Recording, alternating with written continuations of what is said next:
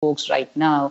Then in 2013, the Chinese nationals, most of them who had that kind of priority date, downgraded it to EB3, and then were able to successfully downgrade and then move forward. So if we look into the priority dates, on 24th, the State Department said that first they released the final action dates and the filing dates, but end of the day we were waiting for the USCIS for the confirmation. They just uploaded the final action dates first, and then took around 5 to 10 minutes, and then again they will accept the filing dates. That's when the whole community is really happy about it. The Indian community, because of the huge movement. But of course, it comes with a little disappointment, especially for the EB2 priority dates. So now the discussion in here is how one can safely downgrade from EB2 to EB3 and then move forward with the concurrent filing with the I-140 and 485. And then there are a lot of questions around this safely downgrading the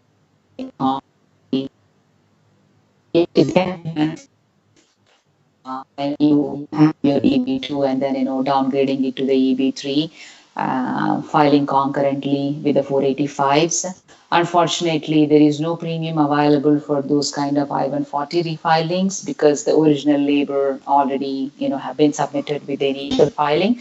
But we are also hearing from unreliable sources that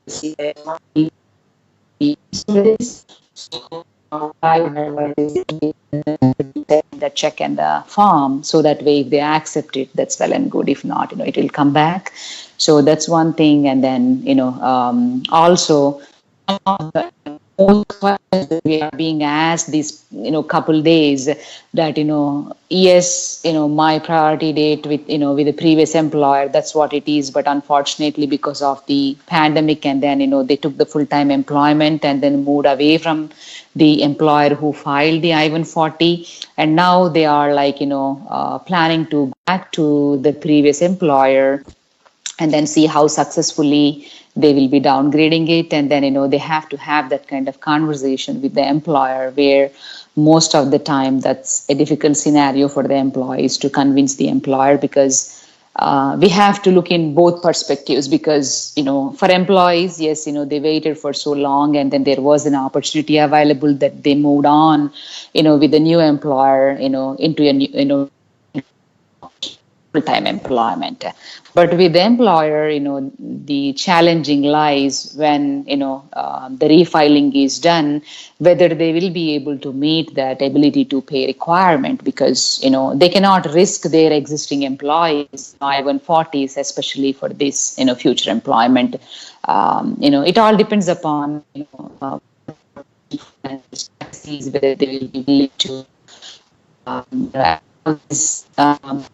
move forward, giving it that they still have this kind of position availability. So each scenario is different, and then it's for each individual situation. So as I said, it's a disclaimer that we are just giving a generalized information here. So if you have those specific situations, please get the legal advice with making the appointments with our law firm or any other attorney. So make sure that you are making that sound judgment when you are moving forward, because this is so important for every immigrant. Because I immigrated into the country as an immigrant, so I understand the importance of that.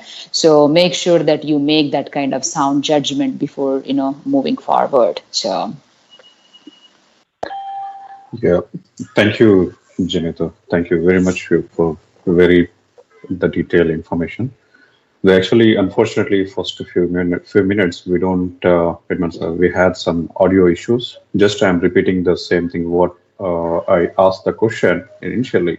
The first thing I said that we started this platform webinar for the immigration to bring the simplified and get more information on the immigration system, to understand each and everything, and to analyze this information to your maybe maybe case, maybe your scenarios. You based on this one, you can discuss your attorney, or you can reach out to the Janetha Kancharla anytime.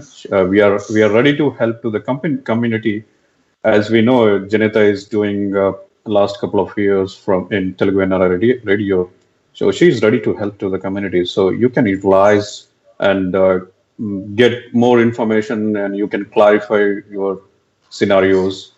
So that is initially we talk about, and just I asked to Janetha, give me a little bit information about the recent changes on EB2 and EB3, the why EB3 stop at 2011 and the EB3 moved to the 2015. What is different dates for this one? Is lucky to it is a very good news for the EB3, but EB2 unfortunately it ended as a 2011 May. So we have an option to EB2, EB3 downgraded. We're gonna discuss, and we're gonna try to give them more information on this downgrade EB2, EB3. Maybe we open the conference call. Maybe you can join the conference call. Just keep it mute, and maybe you can raise whenever it open. The first few minutes, or maybe 10 to 15 minutes, we can discuss about the current moment of EB2, EB3 and the downgradable EB2, EB3. Then we can open to the conference call. You can ask your question. Thank you very much, Janetha. So my question is, so it means the recent changes never happened. This is the first time on history of a green card process. The first time it meant for Indians, maybe in Chinese already is been in EB3 is moving forward. For Indians, this is the first time. So everyone is confused. It means we don't have any information So how we can react? So everyone has their own scenarios, maybe their own situations. They want to clarify their situation. So now it means we are conducting a lot of immigration interviews. Everyone know it means at this time you get some information. What is EB2? It means what about the immigration system, and what happened if it downgraded to EB2, EB3. But even though we try to give the more information on this, thanks for joining today. Janetha, what if it meant downgrade EB2 to EB3? I think is a very fair to if the employee in the same employer, I think is a very fair situation. Can you give the very detailed information on that one? We can go by scenario, so we can explain the scenario. Just to give me the downgradable, what is the process, and in your perspective. Yeah, as per your question, I mean, if the employee is still with the same employer who filed the I-140, and then, their date is not current in EB2, but, current in EB3, definitely a lot of people are looking forward for it, how they can downgrade. And this can definitely happen, a safe downgrade can happen, but, before making that decision, keep yourself informed and reach out to your employer, because you will be needing your employer's support on that one. For the downgrade, it's like, refiling the I-140, and as the filing dates are current, so, they will be doing the I-140 and 485 concurrently. So that way, if you have any derivative beneficiaries, they go in there as well, with the 485s. One situation I just wanted to make sure, when you are refiling, downgrading from EB2 to EB3, as the original labor is no longer available because it's already submitted with the EB2 initial filing of the I-140, so now you will be filing only with a copy of it. So remember, as per the USCIS, the guidelines and the regulations, they usually don't accept the I-140 in the premium process, because you no longer have that original I-140 with you. So, I mean, on these lines, we are hearing from the unreliable sources that, they might even accept the I-114 premium. So I'm advising my clients that, go ahead and, send it with the premium. The worst case scenario, what it happens is just your premium form and the check will come back as usual. Previously we had experience on these kinds of cases, like, where you refile, they don't do premium. So, with our firm, we have that. But, in this scenario, let's say if the USCIS is accepting, making an exclusion for this, and then if they accept it, I don't want anybody to feel that they would have missed something. So go ahead and send along with the premium and then see how it goes. The worst case scenario is the premium comes back and then it can be done in regular. So when you do the I-140 downgrading, from EB2 to EB3 and refiling, of course, when you met the EB2 requirements, then you automatically meet the requirements, the education and experience requirements for that EB3. And I think the important part here is, meeting those wages, the ability to pay off the employer. If they are still working with the same employer, I don't think they'll have much issues on those lines, because they are generating that revenue, and then they're already getting paid that kind of amount on their W-2 by working for this employer.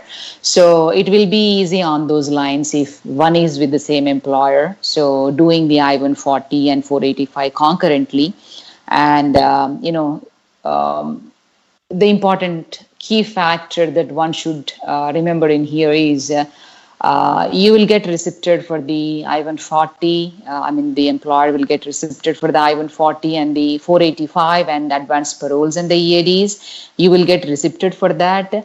But the EADs and advanced paroles will not be adjudicated unless and until the underlying I-140, the downgraded I-140, is adjudicated. So you might see some delays in that because there is a sudden surge in refiling the I-140s, and if they accept in premium, that's really well and good and a good news for the entire community. But if they are not, there is an increase in the caseload for the I-140. So the caseload, based on the caseload, the timeline increase will be there on the I-140 adjudications. So till your I-140 gets adjudicated, you might not see any movement forward on the ADs and advanced paroles. So one should really keep these things in mind when making that kind of decision, whether to downgrade it or just to wait for another couple of months to see how the November and the December bulletin will play out for them. It's all the individual decision that they have to make. But whatever the decision that you are making today, make sure that you reach out to your, attorney, who is on the record for the corporation, and then see what they recommend for you, what you really want, and then you definitely need your employer's help, cooperation, in this downgrading and then, filing. Okay. Thank you very much for very detailed information. The most of the green card holders, maybe H1 holders, as a very in a situation that they don't have ability, maybe they don't have uh, take a decision on the scenarios. If the same employment is a pretty clean and they can ready to apply, if employer will helping or supporting to them. But most of the cases I hear, maybe employee A, employee B, most of the employees are changed to other employees due to some of the regions. So in this case, what is your suggestion? It means maybe they can continue in employee B and they can apply I-140 downgraded and apply 485 concurrent in employee A.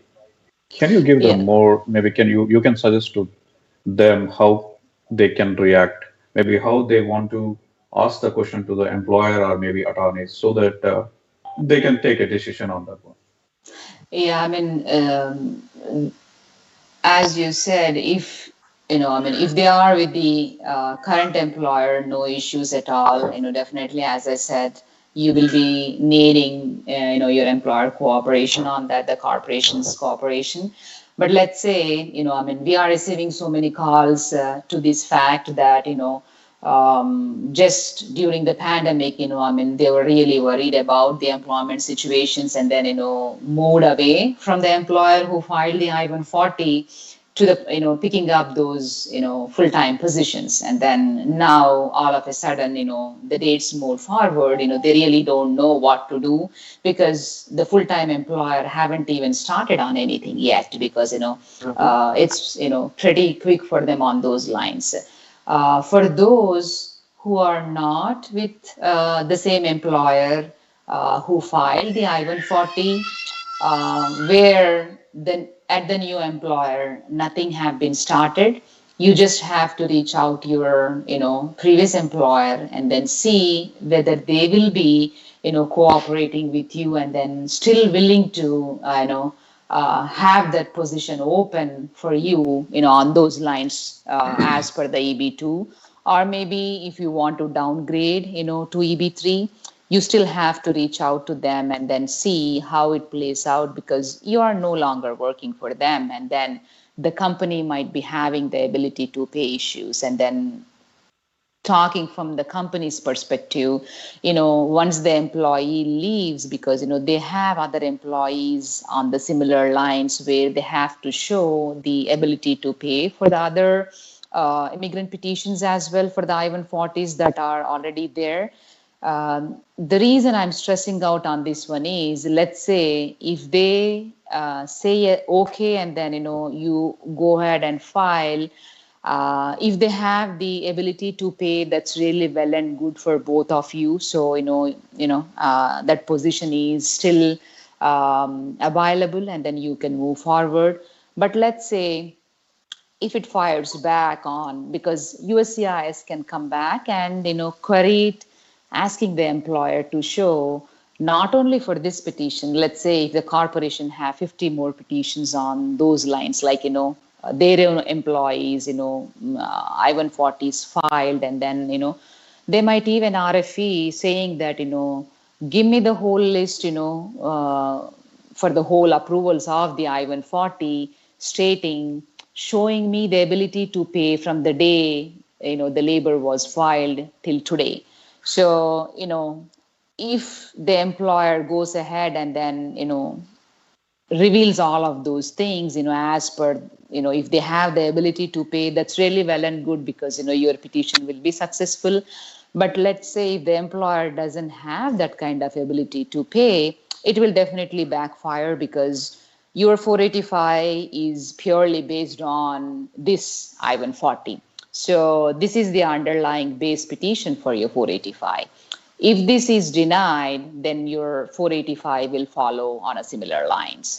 So one really need to, have that kind of information before moving forward, have a good talk with the corporation and also the corporation's attorney because, in the recent years, previous years, how many they filed and, what are the challenges that are involved in here. If we look into this particular scenario from the employee, of course, they are eagerly waiting from so long, and then they would definitely would like to go ahead and grab this kind of opportunity because for Indian nationals, this never happened before, but it happened for Chinese nationals in 2013.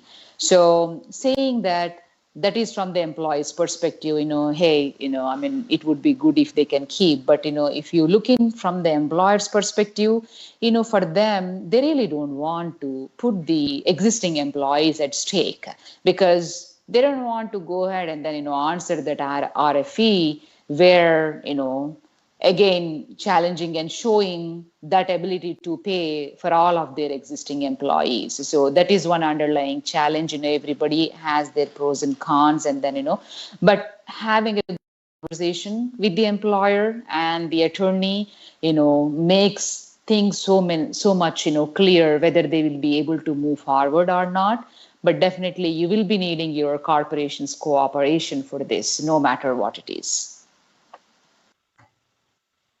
Yeah, thank you. Thank you very much. Very details. Yeah, definitely. And so if employer is ready to help, definitely you can utilize this opportunity.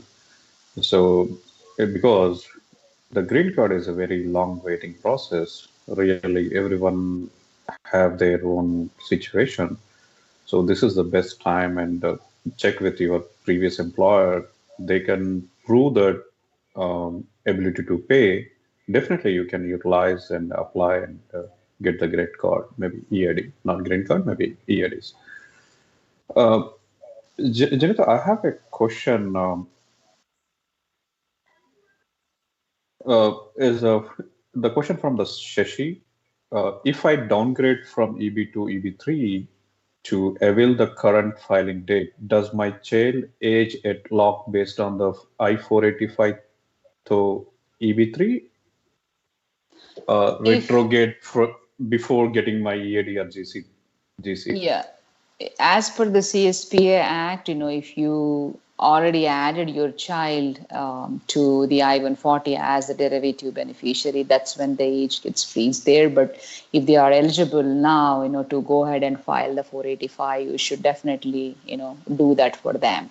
So they are taking advantage of the current available dates as per this October visa bulletin. No matter if it retrogresses back, at least they'll have that EAD and advance parole, and they'll have their own individual 485 pending with the USCIS. Okay. Yeah, thanks, Janita. I think Shashi got information. I think Shashi get the exact information about this question. So I have another question from the Varsha Reddy. I have an approved I-140 with the priority date December 2014 from employee A. I recently moved to employee B in maybe it's not recent, a couple of years ago, 2000. He moved in 2017, but haven't filed new form for the GC with my new employer till date. What are the options to downgrade from EB to EB3 as the I-140 is with the old employer? I think we can discuss this one, the same scenario. I think if the previous employer ready to prove ability to pay, maybe he can apply I1. He can downgrade to EB to EB3 and apply the Yeah, I concurrent think process. whatever we spoke so far, I think if they are there online and hearing to that, I think that pretty much would have answered. Yes, have a conversation. Everybody, those who are planning to downgrade, have that upfront conversation with the employer, because, you really don't want to take that step ahead and then, with some ambiguity, I mean, doing, hey, I thought this, I thought that, and then, employer version is different. And then, if there is no cooperation from the employer, whatever is going in there, pretty much, it's a financial waste for the USCIS fees and the attorney's fees in there. So make sure that you are making those kind of informed decisions after having the conversation with the employer, so that way it will not impact and disappoint you later. Okay.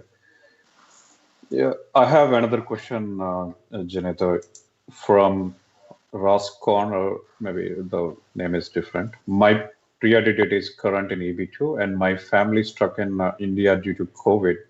Could you please tell me, are there any way it might bring back to the US?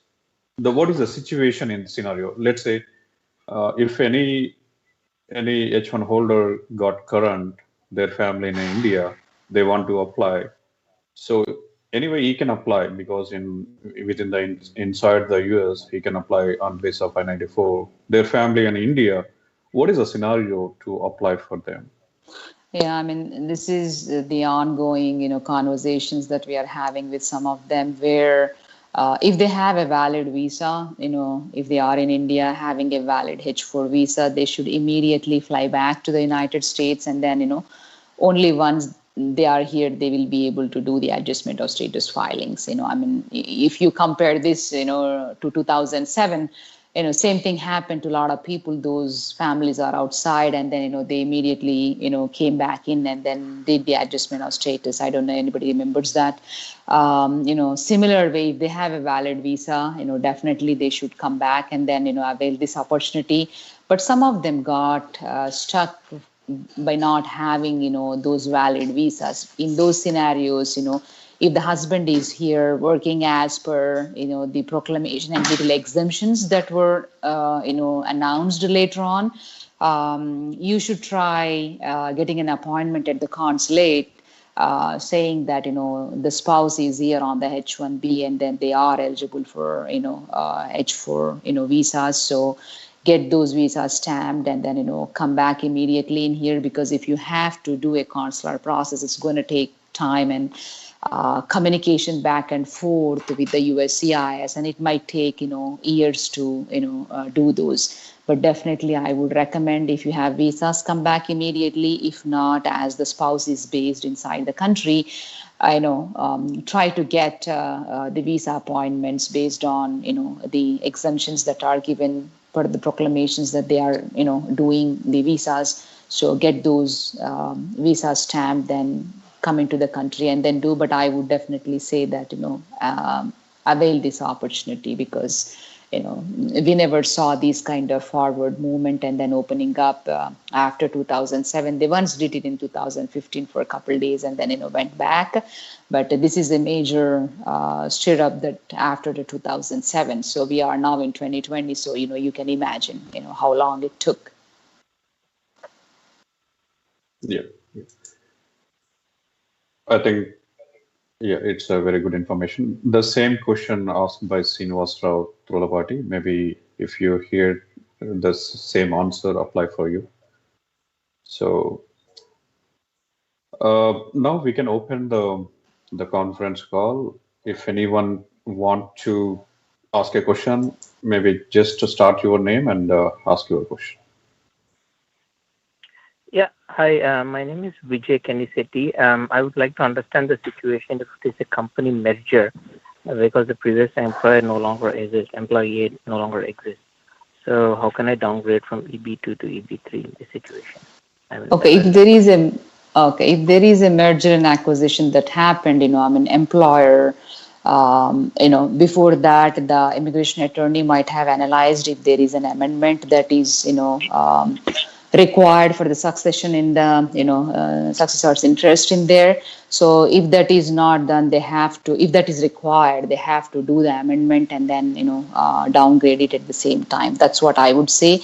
As this is specific to your corporation, you just have to check with your immigration attorney whether that successor in interest is really required or not, based on the rules. If it is required, they might have already filed the I-140 in place. Then you can typically downgrade based on that scenario from EB2 to EB3. If not, I would say amend and downgrade at the same time. Okay. Thank you. So all can be done in parallel in one go. Can you repeat that again, Vijay? So you mean to say that all can go in parallelly, right? I would say, if that is required, I would say do at the same time, so that way you will be saving some time in there. But again, the challenge still will be there, how exactly, it will run through all the scenarios, the ability to pay and all of those things. Okay, thank you. Thank you. Thank you, Vijay. Thank you for call. Maybe we can go for the next. Just say your name and you can ask questions. Hi, it's Rahul. Rahul, can you please be a little bit louder? Yeah, my scenario is like my previous employer, who is holding my current I-140, is not generating any revenue, but I was the only employer who filed I-140. So what are the chances of getting this approved, downgrading is getting approved? Yeah, if there are no revenues and then if you are no longer working for him, let's say hypothetically, let's run a scenario with that, let's say when your labor was applied, you were working for him on the H1B and, the labor wages came up, around, 100K, let's say, for example, hypothetically. Now you are no longer working for him, and then, if you go back to him and if he has to offer the same position for you and then downgrade, he definitely should meet that ability to pay requirement. So if he is not able to, then, I could see that, your I-140 might not be successfully, come through. So have a conversation, keeping in mind what are your wages on the labor, and then, what is the company's financial status now, because you are no longer working for them, and then whether they will be able to meet those requirements in the form of the profits or assets, and then, you have to have that kind of discussion. So, go ahead and have that conversation with your employer, and then maybe if you have to reach out to us, you can reach out to us, or if you already have an immigration attorney, please reach out to your corporation immigration attorney, and then have a good conversation before making a step forward. Yeah, thank you.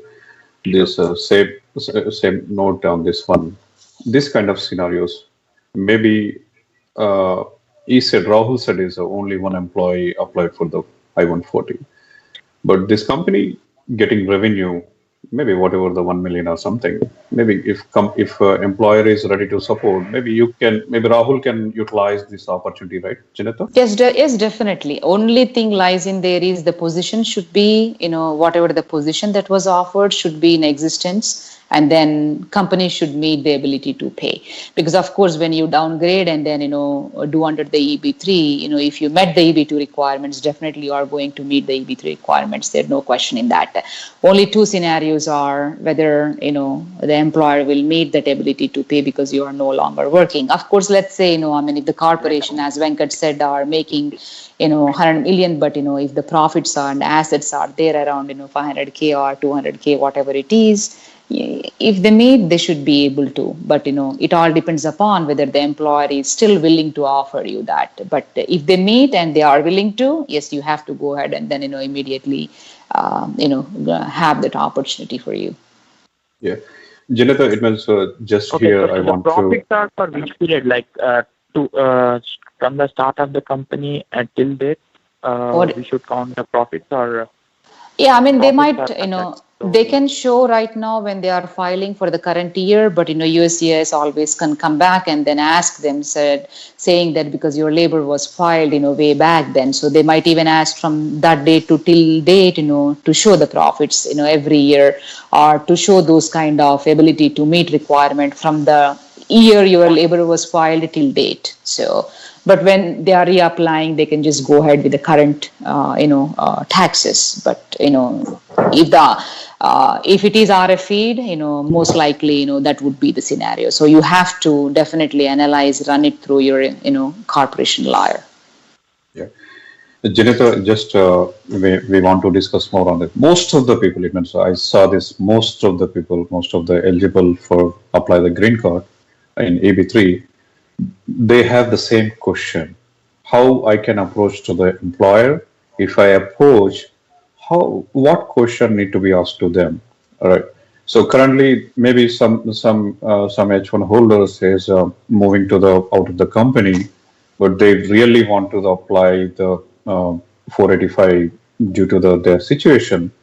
If, as we discuss, if company is running very good position, or they are getting very good revenues and they do have the profit, your employee is ready to prove ability to pay, maybe you can freely reach out to your employer and you can request, and you can file even if downgrade to EB2 to EB3 and 485. So here, I think most of the people did not understanding this scenario. Just I want to more. It means I want to give them more clarification so that they can understand, and they can discuss their employers, and they can get benefit out of it. Yeah, thank you very much, Janetha. Do you want to give any additional information on this one apart from this? See, apart from this, unless until you reach out to your employer and ask them, run that scenario with them, you will never know. So maybe, employers still have the opportunity available. They are willing to. In some cases, they are not willing to because they no longer have that, opportunity available. So it doesn't really hurt you, going back to them, asking them on those lines, whether the position is still available, maybe they can come back to the organization, work on those lines again, contributing to the corporation. But everybody has their own say. Employee has his own points, employer has his own points. But here we are looking into somewhere in between the two, that it's not kind of a favor, but definitely if the employer having the ability to pay, and then the employee willing to go back to the corporation and provide those kind of services, that would be good. In some cases, employee, as per the rules, as it's a future employment, you don't even have to go back. But still, if the I-140 petition, if we are not talking about any individuals here, we are purely talking on the I-140 petition. So if it is, one is complying with the rules, and then, the ability to pay requirement is there, and then if the employer is challenged on, with the RFEs that, show us the ability to pay from, those years, from the year, from the date labor was filed. If that is the case, they will be handling it, and then they are comfortable doing it, on those scenarios. Yes, I would say, it will benefit both ways, because, if the employee is planning to go back and work for the organization, he will contribute, and then, that they will mutually benefit out of. But if the employer is still willing to, if they are not coming on board, and then they can still be able to meet that ability to pay, that's good.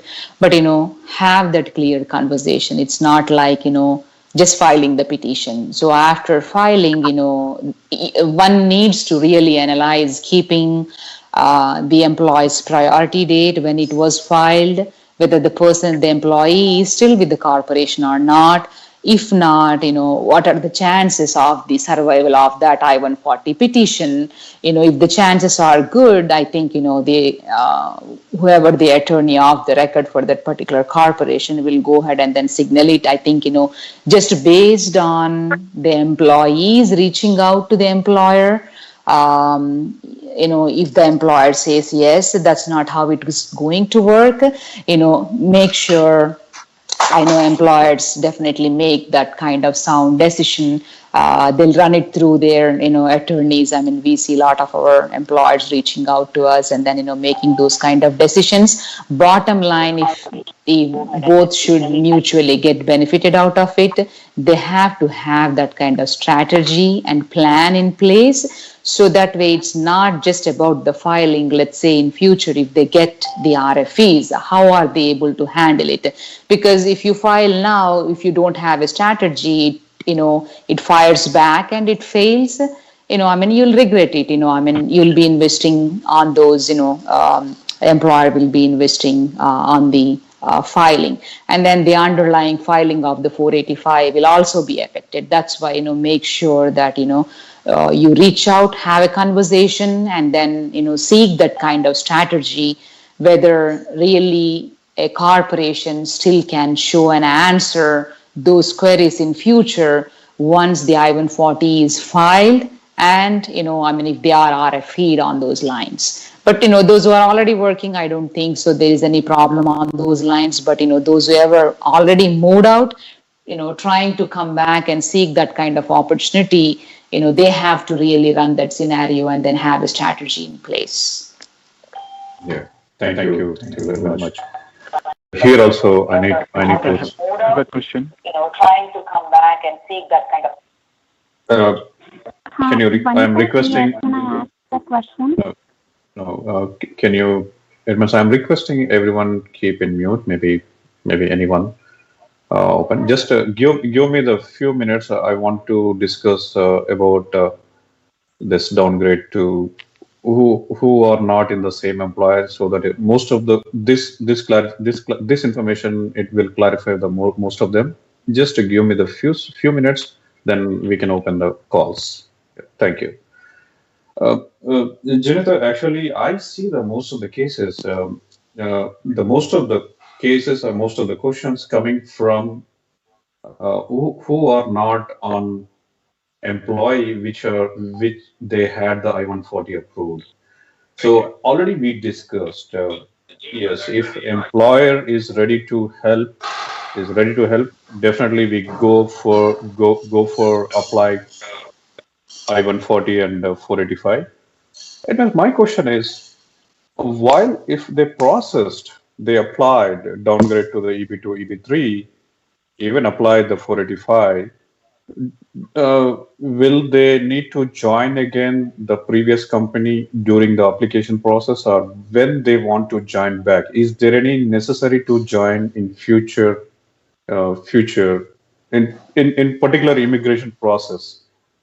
Can you give Yeah. a little bit more information on this one? Yes, always green card is, the future employment position. So, necessarily, let's say if they are not working as per your scenario, they just go back and ask the employer to do, that. And then if they still have that kind of opportunity or the position availability, employer agrees to it. So they really don't have to go back to the employer, working for them if, corporation has the ability to pay and things like that. But when they actually receive the card in hand, the green card, they should work for the company. The reason I'm saying it is maybe if these guys down the road after having the green card goes ahead and want to naturalize, they have to, provide, the employment details related to the past 5 years. So if the officer is looking into with whom they got the green card and whether they really worked for that corporation or not, might trigger another investigation down the road saying that whether that position was real or whether that position was just created, they can go back and look into that. But definitely, I would encourage if the employer agrees, you don't have to work. But if the employer wants you to come back to their payroll and work, definitely you should. But the rule is once you have the green card in hand, try to work at least the minimal of 6 months, with them because previously, when before 2017, there were no interviews on, when they are doing the 485s. So what they used to do is they just, approve and the card in production and then people used to receive cards. But in 2017 October, they introduced this another layer so that way they can interview the person and then see the employee to see where he is working. And then most of the time before adjudicating the 485s, you'll have an RFE asking for the medicals because now the window is just opened up for you to file the, as per the filing dates, to file for the 485, which doesn't mean that you will have your green card immediately, but at least you are eligible for having the TADs and advanced paroles, which will give you that great flexibility to deal with your employment,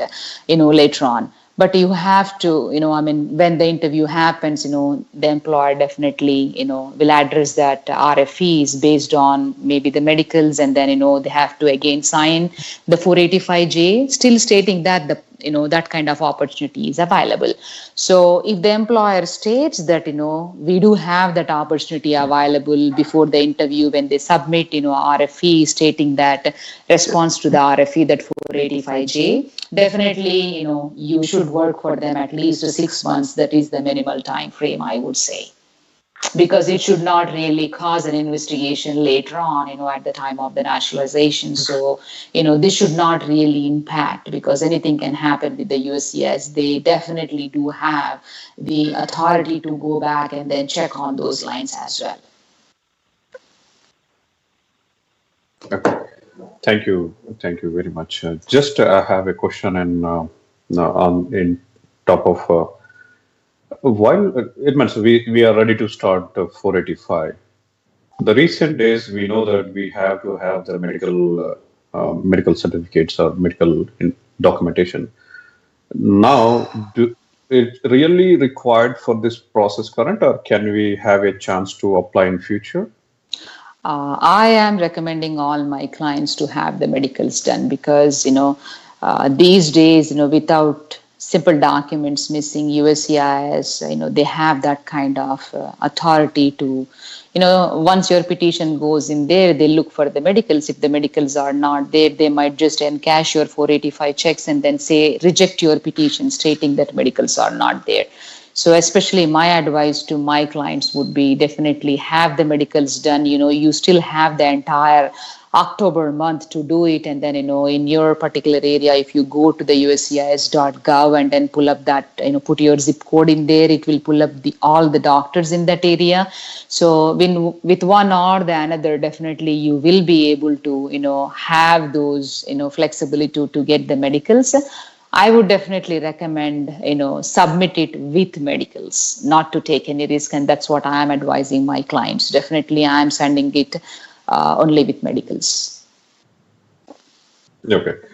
Yeah. Thank you. Thank you very much. Now we are opening for conference call. Yeah. Just say your name and you can ask the question.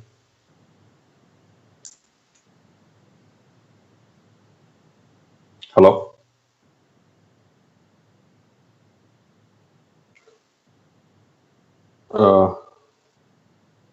I think the conference call got disconnected.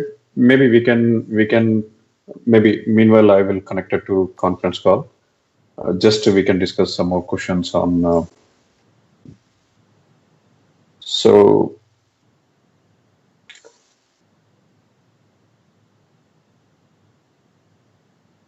the Vanita asked the question, my application was posted from EB3 to EB2, but EB3 being correct now, would I be eligible to apply for 485 without new I-140 filing and downgrade it as my both the EB3 and the EB2 with the same employer? I mean, I'm assuming with her question that, she does have both I-140s, one with EB2, category, one with EB3, if I'm not wrong. That's what your question prompts me to think on. So if you have both, you can utilize, any one of them. And then, as if it is current with your EB3 category, I would definitely recommend that, to use. But if that is not the case, you only have EB2 with this particular employer, whether your question is whether I can downgrade. Yes, you can definitely, as long as your employer is supportive on those lines, go ahead, downgrade it to EB3 and then, file the I-140 and then 485 concurrently.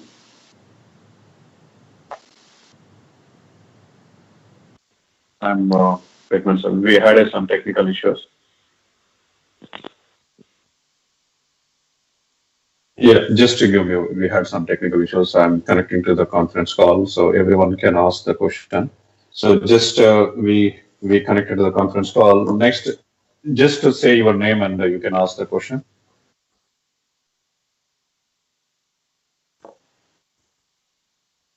Hi, this is Shiva. Hi, Shiva. How are you? Yes, Shiva. How are you? Yeah, hi. I have one question. Actually, my date is like in EB2. It's June 2010. So mine is under EB2. It's got the filing date current. So I'm going to apply for this thing. So my question is like, if in case I go India, I'm a little emergency going to India, like next month, soon, like as soon as possible. So how this works, like I don't have H1 visa stamping right now, and looks like embassy also not working. I'm on H1 right now, so how this works, like if I have to go to India, at this moment. Yeah, Once I apply, unfortunately, yeah, if you have to travel, you have that kind of emergency in the next month. One situation you are saying that you don't have the stamping and then, you'll get stuck because of the proclamation. Second thing is, if you are inside the country right now, and then if you file the 485, you cannot leave the country unless and until you have the advance parole approval, because, once you file leave before those two, your 485 petition is, abandoned. So once you leave without the advance parole, then it will be denied later on. So I think you have to clearly weigh in, the requirement, the level of emergency that you have to travel, and then, filing off the 485 being inside the country. Because if you go out, you cannot go for stamping as per the proclamation. If you are inside the country, once you file, maybe for another 4 or 5 months or 6 months, you might not be able to leave because, for that, for you to do the biometrics and then have that advance parole, will take time. So you have to really weigh in your emergency, which decision you want to make.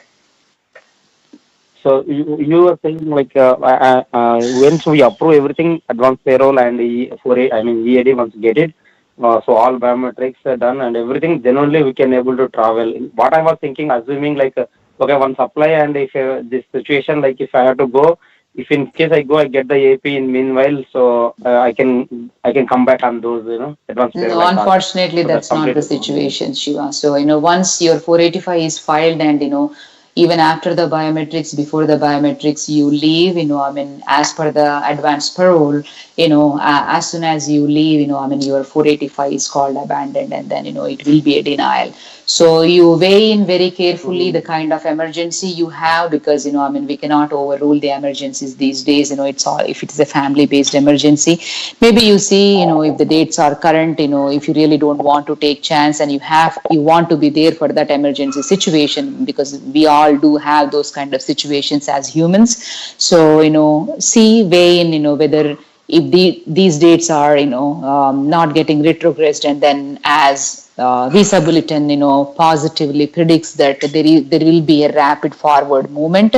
Maybe, you have to go in out. But the other question in here is as you don't have your, H1B stamping, though you go, you get stuck there because the proclamation is in place till December. And then they are allowing, based on, the national interest.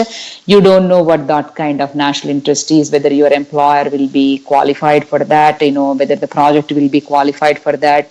Let's say if the administration comes back into, power after the elections, if they are planning to extend that proclamation, you are completely stuck there. So please weigh in the emergency and then whether you really have to travel, how you have to do it. I think, you have to really run through the scenario with your, corporation immigration attorney on those lines and then do as they advise. Yeah. Thank Okay. you. So you mean like if I don't, if in case like not registering, if in case not registering, then should I wait to apply and go India and come back on stamping and then do it? That's a better thing. I mean, Instead of like that doing is like the better applying thing, but as you just mentioned, you don't even have the stamping. So, unless and until there is a national interest, so, you might not even get your H1B stamped. So, you should just keep that in mind because, till December. And then maybe if it is extended, then you are completely permanently losing that kind of opportunity. So, but if there is a rapid forward movement as predicted, you have to, that is your individual call. So, make a call based on your situation. But these are the facts. Thank you. Last Yeah. question. Hi, my name is Pramod. Thank you. I have a couple of questions. Hi, Pramod. How are you? Hey, I'm good. Go Thanks ahead. for taking this time and getting the questions answered. So I have mainly two questions. One is right now my priority date is missed by a couple of days. In EB2 or EB3? So first question is EB2. Okay. So my cutoff date is May 16th.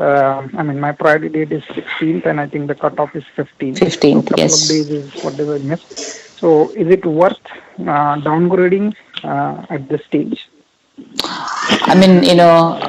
Yeah. I'm not, I cannot predict how next month's bulletin is, but in the visa bulletin itself, they said that rapid forward movement. Based on that, I'm assuming that definitely the dates will move forward at least for November and December months. So if that is the scenario, then as you just missed by a couple of days, I think it makes sense to wait in there. But it all depends upon, how rapid forward movement it will be. So, Yeah. Here I want to stress one point. I go and do the EB2 to EB3 downgrade. What sort of issues or what sort of things may arise, right? If there are any. Hello. Pramod, go ahead. You haven't completed your questions. Yeah, go ahead, Venkat. You're saying something? Yeah. The second question is, so my employer is willing to do EB2 to EB3 downgrade. So are there any issues or things that I need to keep in mind? If let's say this new I-140 gets rejected or something, will there be any impact on the current I-140 that I have approved under EB2?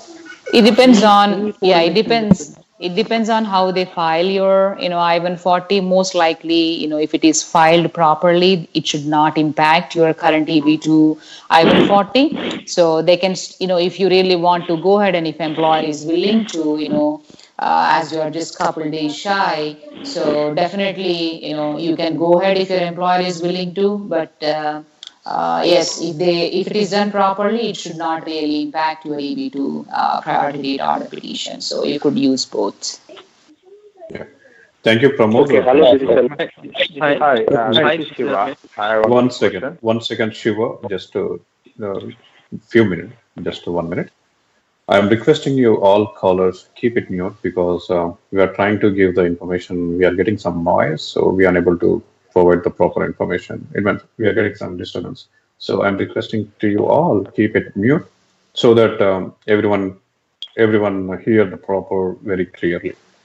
Janetha, just I want to stress the point here. The most of the scenarios, EB2 ended is May 2011. So some applicants, maybe H1 holders, have the next couple of months. I got the lot of question on this one, whether they want to move to downgrade EB2, EB3, or just to keep for the next visa bulletin or in future visa bulletins. So already you explained, we don't know in November visa bulletin whether these dates will be remain same or maybe retrograde to back or something. That's why they had a lot of confusion whether they go for the downgrade EB2, EB3. Maybe you can give the more information on that one so they can clarify. Maybe they can get the understanding and they can make a step and they can make a step on that one. If you want to add a little bit more, maybe this will help to them. Why I'm stressed this one? Why? Because I'm getting a lot of questions on this one. Because this is a unhappy situation. So it ended at 2011 May. So you may give your suggestion on this one. Yeah, I mean, see, when this happened. Just give me a moment. Janetha will explain. After that, we can take a call. Yeah, just I know how it happened in 2013 for the Chinese nationals. That time there was a huge momentum in that, and then it remained there for a couple months. But we don't know, But definitely, if you scroll down at the end of the visa bulletin, they do predict, for upcoming months. So here they are specifically saying rapid forward movement. We don't know for how many months, whether it is only for the next month or November, December, or coming months. But they definitely predicted it, leaving it at a positive note in there, saying rapid forward movement. But I don't know, being, even being an attorney, whether, those will be there. But definitely, at least I'm assuming that for November and December, it will stay like this. It will not, but based on how many petitions are downgrading and things like that. But people should not really feel that later on, based on Janetha's advice, we did this. I don't want to confirm anything on those lines. But if you see that positive note at the end of the visa bulletin, definitely it is positive, and they are saying that it will be rapid forward movement. So each individual should be able to make that call, as I said previously in the initial discussion. Please make that call whether you really want to, stay there, wait for a couple months to see November and December bulletin, or just downgrade it, and then you really don't want to miss this kind of opportunity. Because by downgrading from EB2 to EB3, if the petition is done properly, I don't think so there will be impact on your current EB2. So, definitely it's an individual call. So, but that's what my, advice would be. Okay. Thank you. Thank you very much. No, 1 second. 1 second. Just say your name. What is your name? Ramesh. Go for Ramesh. Go for one. Ramesh, or let's go for Ramesh. Ramesh. I think I have a question related to the previous one. So I would go first because, so the EB3, right? So most of the guys have a question. Let's say my case is similar. Like I have 2012 June EB2. So I'm thinking to port into EB3 and downgrading to EB3, right? What if once I get the EAD in EB3, so let's say EB2 dates are moving forward, like EB2 dates are really moving forward because everybody get into EB3, right? So what are my chances to go to EB2 back for GC? I know there is like somebody told me like, something there. Yeah, as long as your EB2 petition is intact, it is in place, you should definitely will be able to, go ahead with that as you already had, downgraded and filed the 485. If it is still, at that point of time, you can interfile into the EB2. But, it does take some kind of, communication with the USCIS. Your attorney will be doing that. We have done in the past, with the interfilings, communicating back and forth, because it's just not a simple form like, for the H1B or whatsoever, just to use it that way. You will be communicating with the USCIS office. You don't know how quick and how positive they are. But, either you can interfile or file, the 485 another application. So you have two chances at that point of time. You can do interfiling where, these dates can be, this 485 can be interfiled, the existing one which is pending adjudication, or you can do a new one based on, whatever the corporation attorney advises. But you will have two opportunities at that point of time. Okay, so do I need to stay with the same employer, or employer doesn't matter at that time?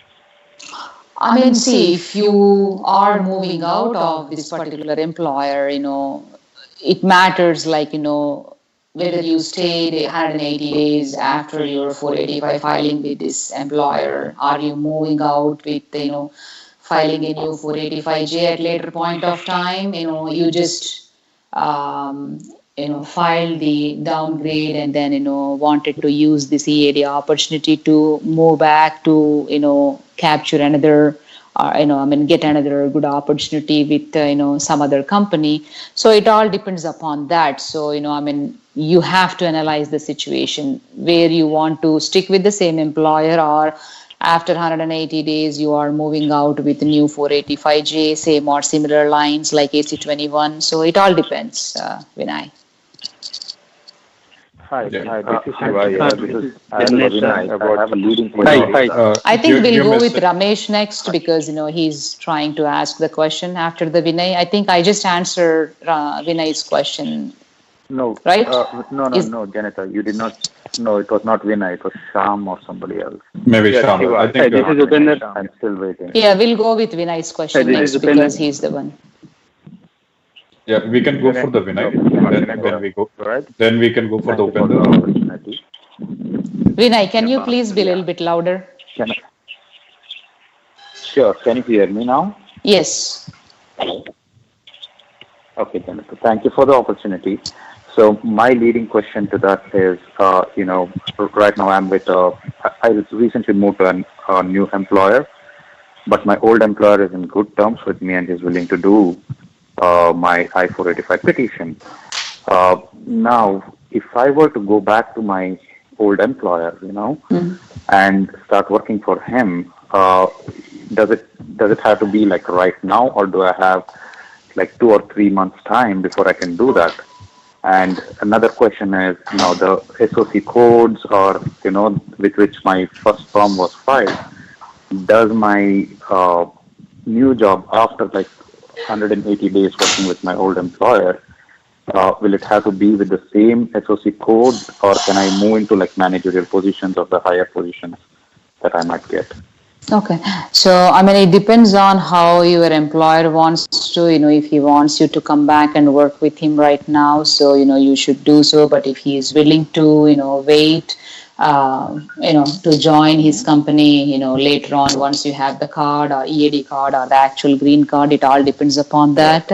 But for the next question on the AC21 moving out of the corporation using the, 485J, the AC21 on the same or similar titles, I would request, because each and every corporation has a policy. So, it should be bottom line, same or similar. So make sure that whenever you are moving out and trying to update the USCIS with that 485J, Previously, we used to just, write a letter for the AC21 and do. Now we have in this convenient form, the 485J, to update them that you moved out.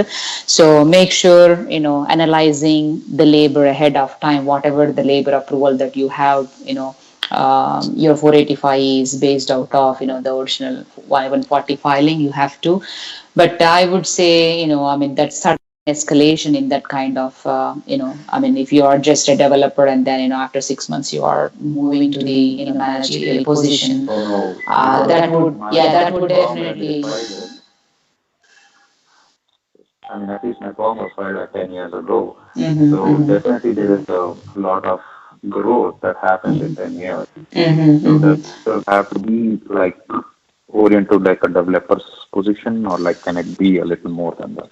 I mean, the rules definitely say that it is same or similar. So it all depends upon what same or similar, what your, SOC code was on the labor. So, it should be analyzed when you, even before moving to the new employer, accepting that role and then, getting that 485J done. But yeah, you will definitely have that flexibility to, move around and then accepting those kind of new opportunities. Okay. Thank you, Vinay. Thank you so much. Thank you. You're welcome. I think we'll go with Upender next. Hello? Yeah, this is Upender. Yeah, I was with the employer B, then I moved to employer. Be a little bit louder, Upender. There's a background disturbance. I can't hear you properly. Oh, okay.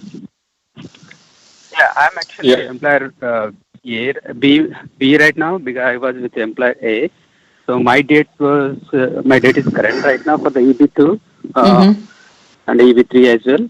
So my pay date is 2010 December. My current employer filed the form. Is it the right time to go back to my old employer? How long ago your firm was filed? They just filed last month. Okay. See, it depends upon, the perm is taking at least, more than 5 months, around, 6 months in some, because of, the caseload, and then, the dates fluctuate. But if your employer, filed the perm, it depends upon, what kind of call you want to make in here. Just wait for the perm approval, and then as your dates are current under the EB2 right now, as you said, December 2010, the dates are up till 15th May 2011. Hoping that, it will remain same or move forward. So you will have an opportunity as soon as the perm is approved to premium process the I-140, and the dates will be current. So you can also do the 485 at the same time, because, as you will be filing the I-140 with the original labor, so the premium process will be accepted. So that's what I would advise, but, it all depends upon the dates, how they are going to. I don't think they will come back before that, or, it all depends upon, you have to take that call. But as I said, time and again in this discussion, that, the positive note is there for us in that visa bulletin, that, there is a, rapid forward movement is stated. So hoping, keeping that in mind. But if you really don't want to wait, and then, if your previous employer can accept your, if he is willing to do that, as we discussed at the initial, minutes of this call, you can still do so on those lines as well. So it is up to you. Now you have two opportunities, but, make sure that, you are utilizing them properly. Yeah. Thank you. Problem Thank you. That if I move back to them, yep. Okay. Right. Okay. This is Please give me a second. Actually, I'm requesting everyone. Please make a very crispy question. So we have a lot of calls. We need to try to clarify to everyone. Just understanding the situation. Make a crispy question. Maybe you can short question so that everyone get a chance to ask their questions. Yeah, we can go for the next. Can you say? Okay, can I, this is Ramesh. Ramesh, I have one let question. me go for Ramesh. Then we can. First we go for Ramesh. Ramesh, you can. Thank you. Yeah, thank you very much for taking my call. My situation is I'm in EB2. My priority date is September 2010, and my family is stuck in India, and they don't have any valid visa. I don't know if you already been answered this call or not, but I joined late, so I'm asking again. Sorry for that. I think So we is there answered any that for, yeah, go ahead. COVID exemptions from the government, for this reason? Or For this specific reason, no, but, as you are inside the country and then, if they don't have a valid visa, they can still go, as per the appointments that are available, and after the proclamation, they gave some of the exemptions if the spouse is here inside the country. As long as you are able to get the appointment, your spouse, the dependents can get the appointments. They should go utilize that and come here, so that way you can file everything together. That's what I would recommend. But no COVID exemptions, especially on those lines. so I was thinking like an emergency appointment request. You can do that because you are here. Yeah, you are here. So, definitely they can request based on whether they honor it or not, because they are individually prioritizing, each case, based on those circumstances. So definitely I would advise, reach out to them through emails and, write them the scenarios, so that way they can honor it. Yeah. Okay. Janetha, what I'm saying, Hyderabad, ma'am? Ramesh, I think you need to reach out to the attorney. Maybe you can reach out to the Janetha. Okay. She will give the more information on this one. This is the specific case. Recently we see if you apply any specific conditions, the USCIS is giving the visas. Maybe you can reach out to the Janetha. She can guide you and you can proceed on that. Yeah, thank you for your call. Yeah, We can go for next. No, one second. Yeah, Raghu, we can go for Raghu. Yeah, Raghu, you can ask the question. Yeah, thank you so much. Thanks for answering so many questions. I have you already answered that my date is June 15th, 2011, EB2. But my employer is a little bit hesitant to downgrade. He's telling the prevailing wage changes might affect other employees if there is any denial. So, how can I convince my employer to downgrade? See, if you are there in the EB2, then definitely downgrading and then meeting the wages really doesn't change. So you are at the same level. How he showed the ability to pay on the EB2, that will remain the same as well. So you just have to, it's all the willingness of the employer, what they really want to do. But if he is willing, that is when it will move forward. But the requirements you will be meeting and, wage levels, it remains the same. So I'm not really sure, what concerns him. So it's not an upgrade, it's a downgrade. So. Yeah. I think Raghu.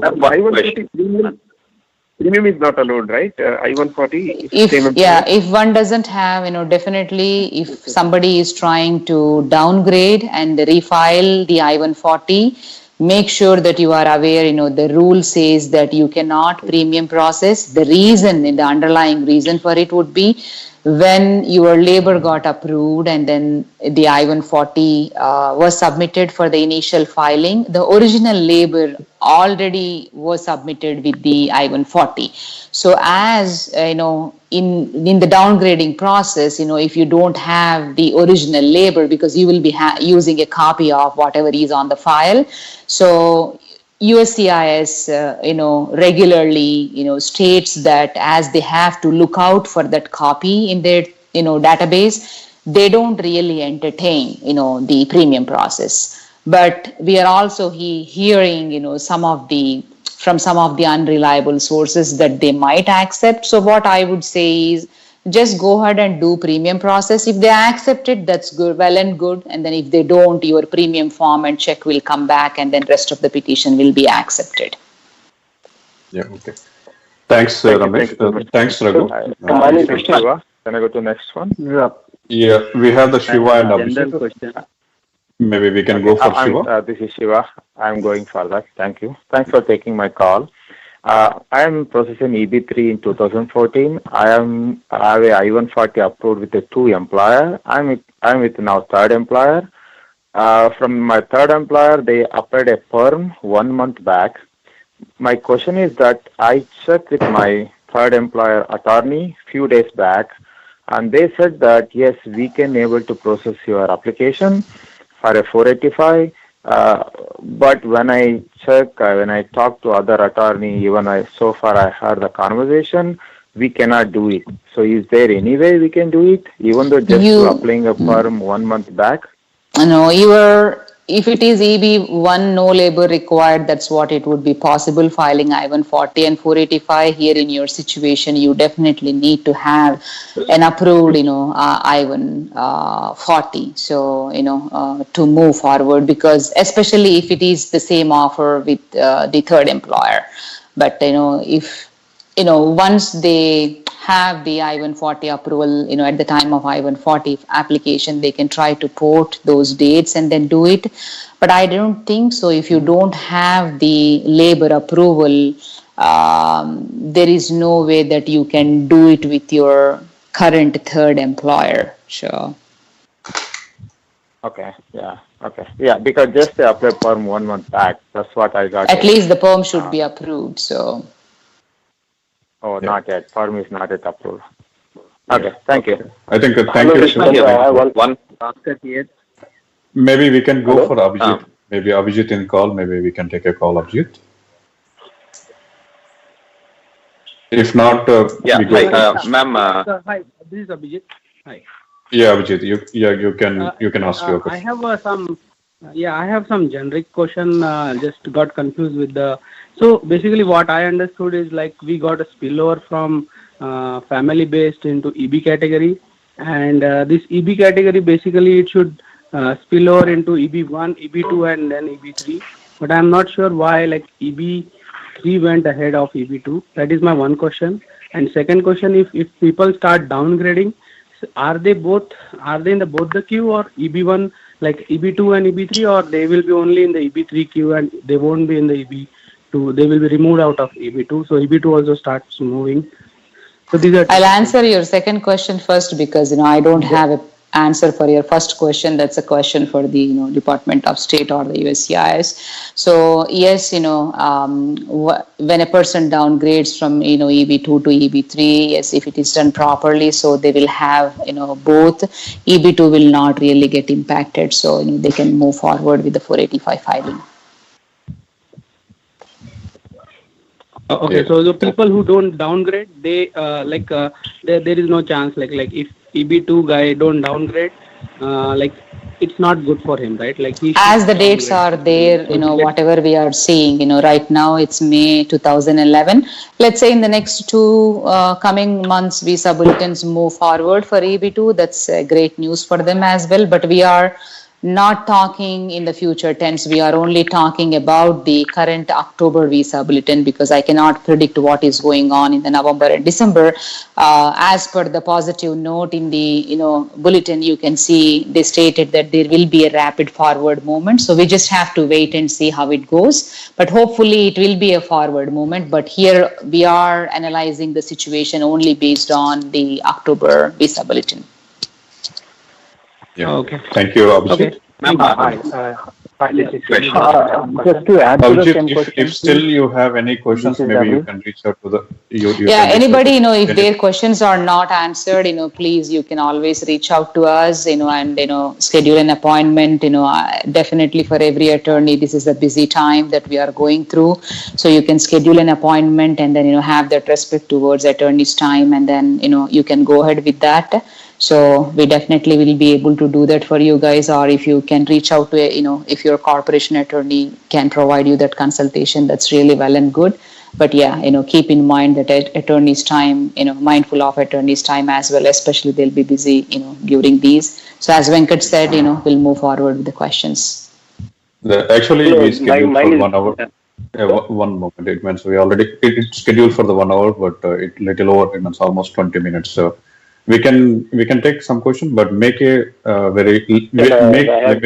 limit on questions, and we'll give the opportunity to everyone. Yeah, hello, this is Chandra. I have one question. Oscar here. Upendra, already I think already we answered your questions. Maybe give to others opportunity. Venkat, I have a general question actually. I'm trying last 10 minutes. Okay. Your name, please, sir? Janetha. So, Janetha, actually in Jan 2017, right, there is a USCIS rule. After 180 days, the employer cannot withdraw the 140 application, right? So, can the employer able to withdraw the application? You have to go back and read the rule. Rule doesn't say they cannot withdraw. They can still withdraw, but you can still utilize it for your H1B extensions. That's what the meaning of the rule is. It's not that they cannot. Yes, it's a employer's property. Whenever they want, if the position is no longer available, they'll just go ahead and withdraw it. But the meaning of the rule to conclude is, though the employer withdraws it after 180 days, you can still be able to utilize it for your further H extensions beyond the 6-year time frame. That's what the rule says. So if he withdraws, right, can the labor still valid, Janetha? They can refile. They can refile if they want to. Though they withdraw, unless and until it is something not related to the fraud or misrepresentation, they can still, refile and then see how it goes.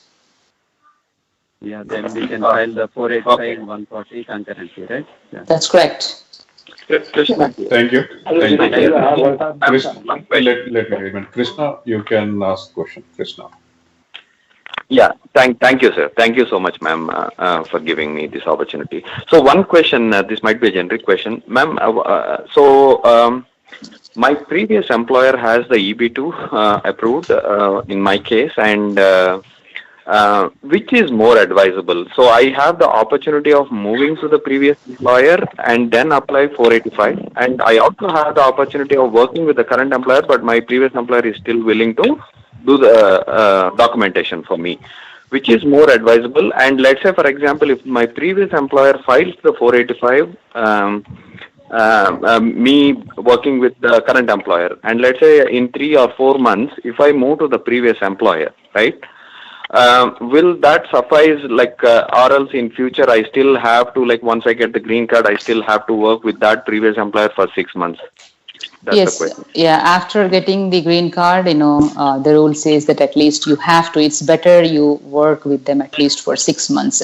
Right away, if the employer is willing to, take it forward, you really don't have to, join them as long as, all the requirements are met. Yeah, that can happen. But at least I would advise, for your future, naturalization perspective, it's better you stick with at least for 6 months with this corporation once you have the green card in hand. Okay, so does that mean that whenever we have a green card, it's mandatory for us to stick to that given corporation for 6 months, is it? That's correct. Because, let's say if the corporation doesn't have, make sure one thing these days, as per the 2017, rule that came in, they are doing most of the time queries before they approve your 485. They want to check whether, especially for the medicals, they also want to check whether you are still with the same employer. In this scenario, the employer will be filing the 485J, filling it out and giving it to you, saying that we still have the position, right? So when you naturalize, you'll provide past 5 years of employment and then say that, okay, employer said they have a position by signing the 485J, but looks like he never joined, whether the position is real or there is a fraud, the investigation can go on those lines. It's the ideal recommendation would be, it benefits, both of you if you stick with him at least the minimal of 6 months. Yeah. For 180 days. So, yeah, thank you. I have a same line. Ravi, no. Yeah, can you? Yeah, can Arjun, can I ask a question? Arjun, yeah, we can go for Arjun. Yeah, Venkat, hi Janetha, thanks for accepting us and giving us a brief information. So my question is just general point of view from the EB2 to EB3 downgrading. So if we apply the concurrently downgrade of the EB3 and 140 and plus 485, what would be the timelines we can expect that 140 approved and EB3, 485 process. Yeah, as there is a sudden surge So in that all will be of these things, lot of cases, will be filed in the October month, and then there is an increased, filing. Then caseload will go up. So cannot predict on the timelines, but yes, based on the caseload, definitely it might increase. And as it cannot be done in premium, especially I-140, so it might take some time. My understanding is that at least I would keep a buffer of 6 to 8 months time frame on those lines. And unless and until your I-140 approves, you will not be able to get the EAD and advance parole. They'll be received, but they will be still waiting for the underlying petition to get adjudicated. Yeah. Thank you. We can go for next question. Hi, this is Dheeraj. This is Vijay. No, Dheeraj, we can go for Dheeraj's question. Yes. Hi. Thank you for the opportunity, both of you. So I have a question in regards to the 485J, which is like basically the portability clause. It's kind of like I'm trying to read between the lines, and it says that you have to file the 485 with the previous employer, or can you go with the current employer's employment? See, 485J is, the form that came in as, bridging between, previously we never had any form. If we have to inform to the USCIS, we just used to write a letter to the USCIS quoting the rule of AC21 and then saying that, he moved and then the new employment is based out of, the same or similar role. But they made our job more easier by, introducing this 485J, which, can be used.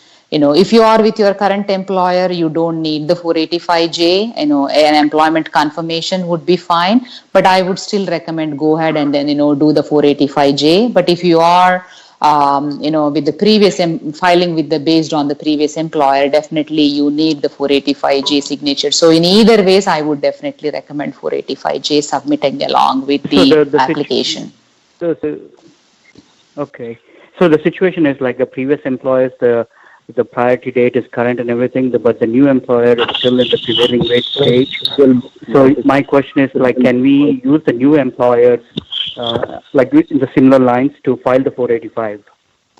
No, you said with your new employer, do you have an I-140 approval? No. No, if you don't have, if you are still at the prevailing wage determination, you cannot do anything on the 485J with your current employer. You at least need to have the labor approval, and then, where the dates are current, you can file the I-140 and 485. But if you are at the initial stage, I don't think so that's going to help you in any way with your current employer. So you have to. If the previous employer is willing to sign it, we can go for it, right? If the previous employer is willing to sign it, yes, you can go ahead with the previous employer only. There is nothing to do with your current employer on those lines. Okay, got it. Thank you very much. You're welcome. Yeah, thank you. Hi, my name is Ravi. This is Vijay. Hello. I hear the Vijay and Ravi. Sorry. Yeah. Okay. Yeah, Okay, we go can ahead. go for I'll go Ravi. next. Yeah. Ravi, you can go for. Vijay or Ravi? Yeah. Okay. Thank you. This is Ravi. Hi. I know everyone talking about this. Thank you for taking question. Now everyone talking about This is Ravi. downgrade. I'm sorry, I said Ravi. Okay. That's I fine. don't know who is that. I'm also Ravi. Ravi and somebody catched up. Okay, we'll answer both Ravis, one No, after this is the other. also both Ravis. Ravi. I said before. Okay. No, Ravi, we'll answer both of you. So, my name is Ravi one Ravi Mukhapati. can go ahead. Yeah. Thank you. My name is Ravi Mukhapati. So I actually posted on Facebook also. So thank you for taking time on answering. My questions will be kind of generic. I can't hear you, Ravi. Please be a little bit louder and clear. I think we have some noise. Hopefully it's better maybe. now. Thank you. Yes, little bit better. Yeah, please be louder. Yes. My questions are, thank you. So, we're talking a lot about EB2 to 3 downgrade. So my date is current with EB2. So is this how this affects really for the final green card dates? I just want to understand in long term this downgrade versus current, going if it affects. See, it that's all. one question. Yeah, The second question is. Go ahead. Go ahead. No, go ahead with your second question, Ravi. Okay. Second question. Right now, I just googled and I see it's taking about 9 months to 2 years or 3 years for just to process this 485. So you answered this some way of earlier. But if any emergency reason, if I travel to India from within these 9 months, not right away, in next year whatever, and if the H1 get approved, I mean got the stamping and come back, is this completely interrupted and do I need to start all over? That's the second Okay, question. for your first question, how it's going to affect in the long run. So, as long as, you just have to follow the every month visa bulletin where the dates are, things like that, because, it's a State Department's job, and then USCIS confirming, what dates they are accepting. So, that's how it is, whether upgrading or downgrading, it's all based on the visa bulletin. So I cannot predict on the future ones. But for your second question, as long as you file your 485, and then when you have your advance parole and EAD, you can definitely travel in and out of the country. So, it doesn't considered as abandonment after the advance parole is received if you travel. But if you travel before, yes, it is considered as an abandonment and you might have a 485 denial. So make sure you are attending those biometrics and then having that advance parole, then make sure to do a travel plans. Oh, okay. So that's biometrics. So it's not only biometrics. You have to have your combo card. If you are filing the 485 EAD and advance parole together, you will have a combo card with EAD and advance parole. So make sure you have that before you travel. Without that, you cannot. Got it. So all three can be filed if I decide to. Yeah, if you decide that you want to go ahead and then travel on the H1B if the emergency situation arises, but you are jeopardizing your 485 filing because it will be considered as abandonment. So make sure that you are having that informed decision. Make sure whenever you are leaving, let your attorney know, let your employer know, so that way at least, they will prompt you on those lines. Yeah. Thank you, Ravi. And on last generic question also may be helpful for others. No, Ravi, I heard like this data. I think this is other Ravi, just because, right? Earlier, no, the same one. No, Ravi, please limit your question. Maybe we have a lot. Ravi, I cannot comment on the data, how it is moving forward. So, I think we'll go for the other Ravi. No. It's not about. Okay, sure. Thank you. Yeah. Thanks, Ravi. Yeah, we can go for another Ravi. Can I ask? Hi. Thank you. Thanks to both of you for answering these questions. I have two questions. So the first question is, during the downgrade process, is it really required any justification from the employer, like why they are downgrading? And the second question is, so after getting the EAD, and if I want to continue to the H1 as a fallback option, and if I'm traveling to abroad, and if while coming back, can I use EAD payroll only for traveling, and still can I continue my H1 work visa for the visa purpose? I mean the working purpose. So I don't think so. There is a specific thing USCIS that they will come back and ask hey, why you are downgrading, but they have their own way of RFEing, saying that hey, whether the employer meets the ability to pay or not, so they can RFE. So in the initial call, I think we discussed about all of those things, ability to pay requirement and all. Not only yours, let's say if the corporation has 10 or 20 others, they can RFE on them too. So it is all based on that. But I don't think I never experienced in my past 12 years of experience USCIS coming back and asking why are you downgrading, because if you meet the requirements you can do so when the priority dates are current, but as I said, they can RFE for the ability to pay on the employer lines. And then for your second question, yes, you can still maintain that fallback H1B status, and then you can travel in and out using your advance parole. But you have to either use, the H1B or the EAD for your work, either not both. So, you have to stick for one. But yes, you no longer have to go for the visa stamping. You can use your advance parole to travel in and out of the country. Venkat, shall we take the questions just next 10-15 minutes? Because as you know, it's a busy time for us. So. Hi, this is Hari. Shall I go ahead? One minute. It means already. Hello? Actually, we scheduled for 1 hour, but we already been in past 40 minutes. So just to take another 10 to 15 minutes, the question we are taking the question for next 10 to minutes, 10 to 15 And minutes. if I didn't Please. answer anybody's question, so please try to reach out to any attorney or to us, so that way we can schedule some appointments for you. Yes, please. I'm requesting. Hey, this Please is make Vijay. I was on the line. Can I ask? Yeah. Please limit your questions. Yeah. Hello. Please limit. Yeah, Vijay, you can ask the question. Shall I go ahead? Yes. Vijay, Thank you.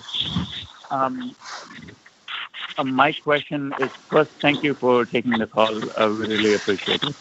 My question is, I'm on EB2 July 2000, which is July what? I can't hear you. From the July 2011 on EB2. So I'm like 40 days from the cutoff date. So now there's a huge slew of applicants that are downgrading from EB2 to EB3. And if I do that too, and I'm only 40 days along the cutoff line, should I wait for the next few bulletins, or should I downgrade? Number one. Number two is, if in case a lot of applicants come on EB3 line and the EB2 line keeps moving forward, because it might take 9 months or 1 year, as you mentioned just previously, that it might take for me to downgrade to EB3, and now the EB2 line keeps moving. How will I be able to go back again on EB3 line? Or if I Yeah, I think we answered this question, at the initiation of the call, but, I'll answer it again for you. So, yeah, I mean, we are hearing that, there is a huge filing that is going to happen, but we don't know how many will file, because it's all with the employer support. So, I think somebody should really mute their conversation. Yeah, we are hearing the noise. I mean, for your question, if you downgrade it, if you're just, few days or few months, definitely we are assuming that there's going to be a November and December forward movement, but, nobody can predict on those lines till the Department of State and comes back, issues on those lines, the bulletin. But if your employer is willing to, you can downgrade, but yes, you can also, as long as your, if it is EB3 is filed properly, the downgrade, you still will have the EB2 application, which will not get impact. You can file on those lines too. Then, if you already filed the 485, there is an opportunity for you to interfile the 485 with that one. Yeah, thank you, Janetha.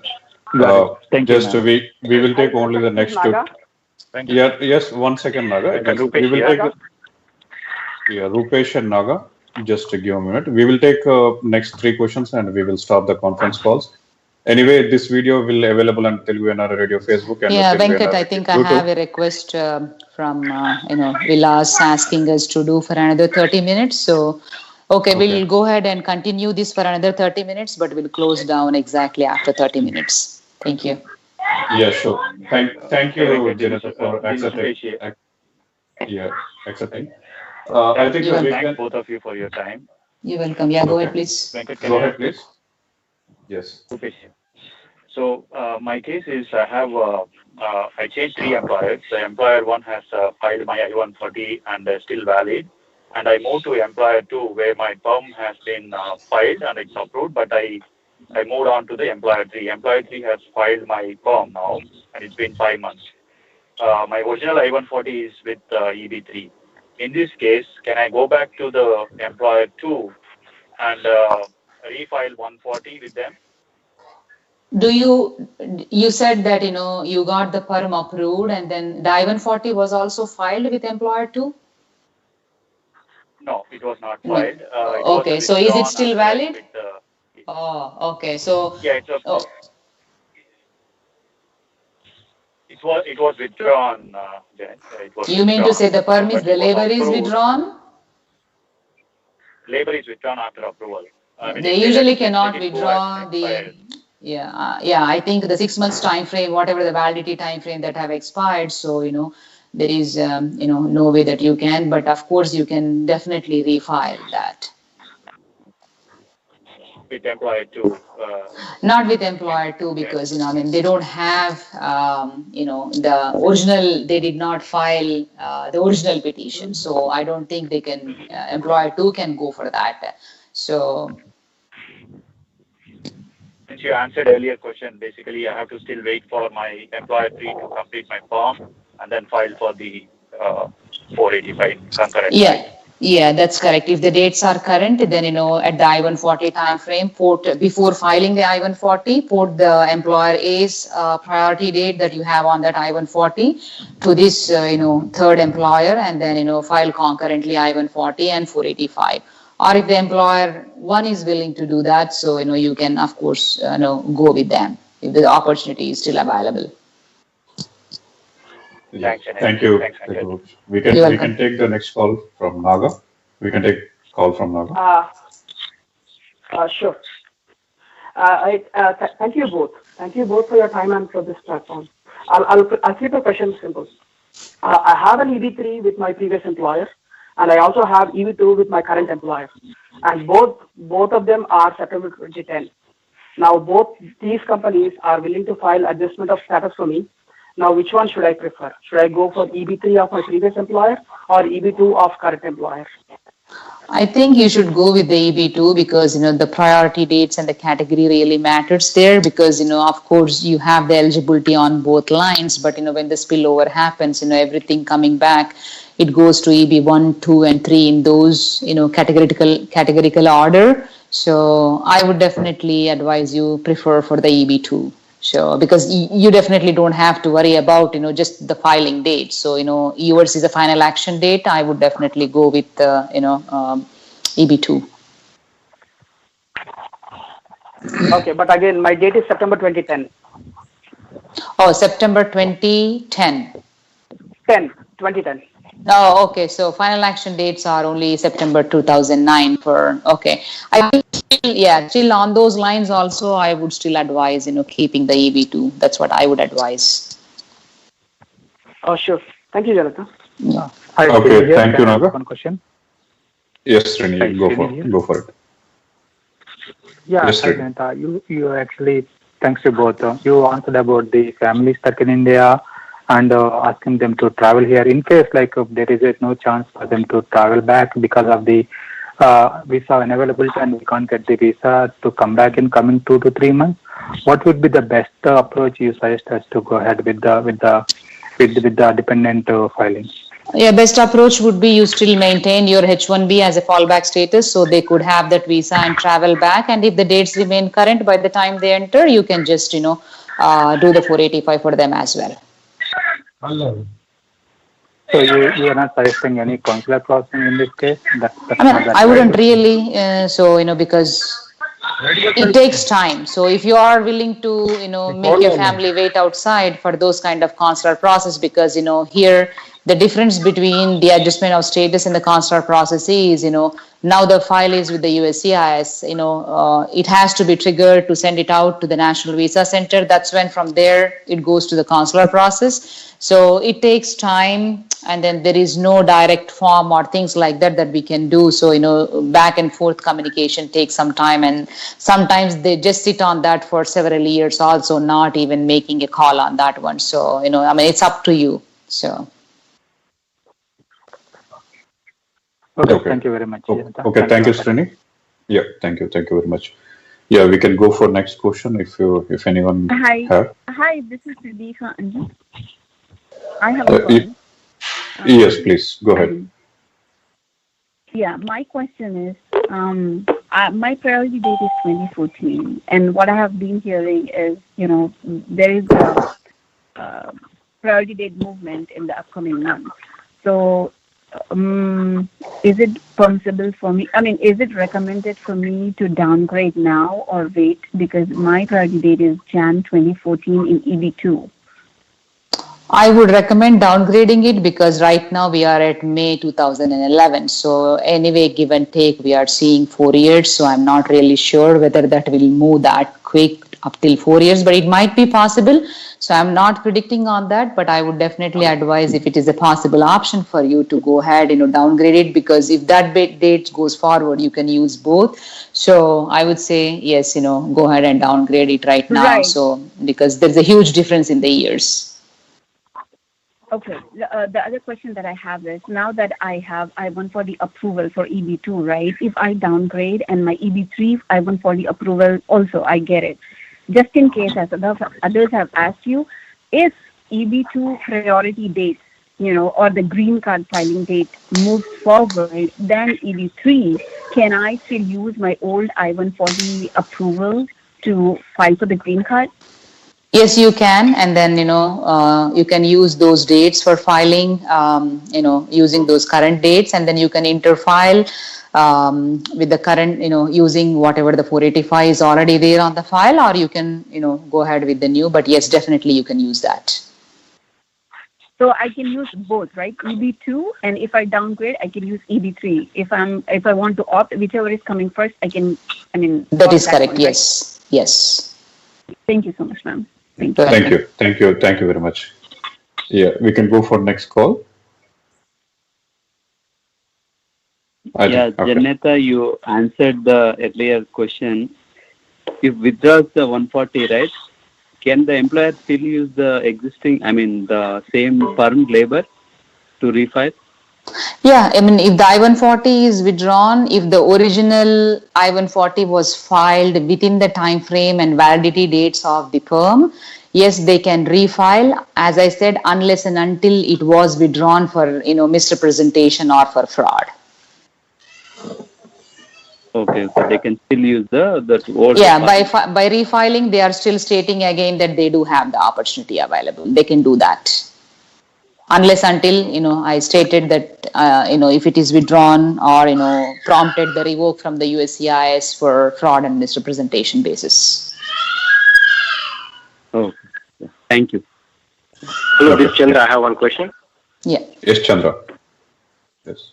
Yeah, so thanks for taking this call. So I have one quick question. Yesterday I spoke to my previous employer. He said they filed as a current employer, not for the future employment. So in this case, is it a valid answer, and can they file it 485? I see what he's talking about. When they file the perm, there is a question in there saying that whether you are currently employed with them or not. So that doesn't mean that, it's a current filing. Of course, all the green card processes, this is a future employment offer. So they can still go ahead if they are willing to for yours. But it's just that small tick mark in there, whether you are working with them or not. Maybe at that point of time you are working with them, so that yes, tick mark would have been given that you are working with them, but that doesn't restrict your employer going ahead. Thank you. Thanks for answering it. And I have another question. So right now, if they file it, I don't need to go immediately and join the company because this COVID and uncertainty, I want to join there. I hope your employer is not listening to this, because you are talking about the uncertainty and again trying to, take advantage of the employer. So, yes, if there is uncertainty, if you still want to go ahead with your... In this case, we definitely work with the previous employer, and if both are comfortable, then go for apply the process as a good norms. It's always give and take. Give and take. In future, even if you go for with good norms, in future you don't see any issues. Maybe it won't trigger any issues on immigration process. The immigration process, this is not ended today. And it will continue for until you get the green card. So you have to have the clear on your status to maintain. That's fine. We don't have to hear who your employer is, but yes, definitely as long as he's willing to take that and then willing to file for you. Yes, definitely. I'm just joking. We have been seriously answering those questions, so just for fun. Thanks for talking. You're welcome. Yeah.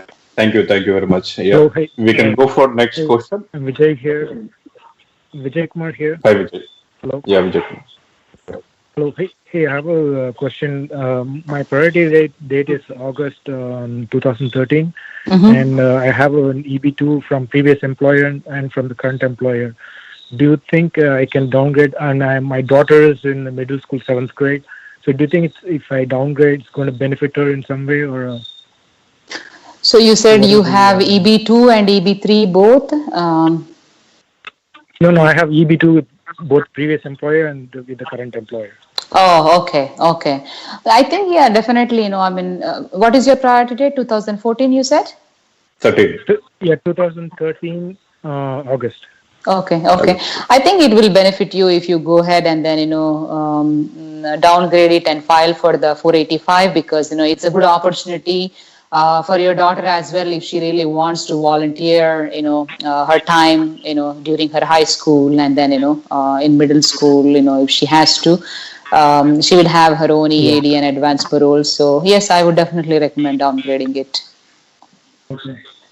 Thank you. Okay, cool. Thank you so much. Thank you very much. You're welcome. Hello, Ram here. Go ahead, Ram. Yes, Ram. Yeah. Actually, my daughter is 20 years, and my priority date is June 1st, 2011. So, should I downgrade, or if I'm waiting for next month and if it is moving, then can I do on my own attorney? Can I file it, or should I go with employer? So either ways you need your employer support on both, whether you're downgrading it right now or just waiting for the next month to become current. So, you need that kind of, you cannot do it all by yourself because you have to, file the 485J along with it. So definitely you will be needing employer support for that. So it's up to you whether you want to, wait and then or downgrade it. I think, Go ahead, Shiva. Janetha, I think is a good point here. Right. Most of the families, maybe their daughters or sons are getting to 20 years or 21 years. Yeah, aged out. Maybe aged out. It means if turned about 21 years, they fall into the same scenarios what we faced a long time. So I think this is a very good opportunity to use and downgrade and get benefited to their daughters and sons. Yeah, you also have to keep in mind one thing, when the I-140 was filed, whether you included your daughters or sons who are aging out as a derivative beneficiaries. I'm sure most of the time you guys do, just weigh in talking to your attorney on the CSPA Act and then see, how it can be done. Yeah. Thank you. Hi. Hi. Hello. I have a question. Hari. Just to mention your name so that it will get clear to us to call it. Yeah, Hari. Yeah. Go for question. Yeah. Thank you so much, Janetha Garu. I know most of the people already asked the question. So when we downgrade from EB2 to EB3, of course, we will have both EB2 and EB3 options. So after 9 months, when we get the EAD, so this is general question for so many people. So after 1 year, whether we, after 9 months maybe, if we get the EAD with EB3, that's fine. Then after 6 months of EAD, let's say after 1.5 years, if we change to the different employer, by the time if we don't get the green card, if we get a chance, if we have to change the employer, by the time still green card dates are not, in the line of EB3. But still with the new employer, we can have the option with the use of EB2 and EB3, both dates, priority dates, when the actual green card is coming into the line. Yeah, I understood your question. So, you basically want to get ahead and then, stay in the line, whichever is going forward and gets you that green card. I understood that question. So, yes, if you file for EB3 and then, the dates of EB2 are moving forward, yes, whether you can, do on the similar lines when the EB2 dates become current, you can always interfile the 485. Yes, you will have that opportunity to do so. But it will be not the same employer. If there is a chance of moving to different employers, that's the Yeah, I mean, with moving to a different employer, you should still have all the underlying base petitions. But, if you are moving to the third employer, that the same or similar job opportunities, but if you want to avail the situation of whichever line is going quicker, then you should meet the underlying requirements where you should have that approved I-140 having the date quoted, then only you will be able to. So that third employer should apply the I-140 again? That's what I would. The EAD? If that's what you are looking into, having that queue speed up, having with a third employer, yes. Hi, this is Sandeep. I have a question. Janetha Garu. This is Hi, not for the Janetha. speed up actually. So after getting the EAD, after 6 months, even though the green card line is still far away for both EB2 and EB3, maybe, after 6 months or 1 year, change to different employer. So that employer should file the I-140, that is first, and have the both opportunities to utilize the EB2 or EB3 green card. That's what I said. You are trying to cut short the line and then be moving forward, stay in the line which goes forward. The underlying requirements for that 485, which technically means that they should have an I-140 approved with that priority date. Gotcha. Thank you. Hi, this is Sandeep. I have a question. Hey. Yes, Sandeep. Yeah. So I have a priority date with my previous employer of June 2016, case filed in EB2. Last year, I joined a new employer who has not filed my perm or not initiated my process yet. What should I do in this situation? They have been giving me an excuse due to COVID, but with the moments of dates, do I still have an option to downgrade with my previous employer or my previous petition? Or I have to wait for my current employer to file a process? How should what is your priority date? Sorry, I know EB2. What's the priority date? June 2016. Oh, June 2016. Okay. 2016. I think as per the filing dates, also even for the EB3, you will not be. But yes, maybe we soon 2016. You said, right? Yes, that is correct. Okay. So I think you have to prepare yourself to see, if the previous employer agrees when that date become current on the EB3 chart, the filing date chart. So, if the employer is willing to, that's what I would recommend. So what can the previous employer do? Can they still continue with the process? Hi, once the dates become current, right now, as per your priority date, it's not current even as per the filing date. So, once the filing dates become current for your June 2016, it's not under the EB2. You have to downgrade it to EB3 and then move forward in that line if your employer is cooperative on those lines. Previous employers.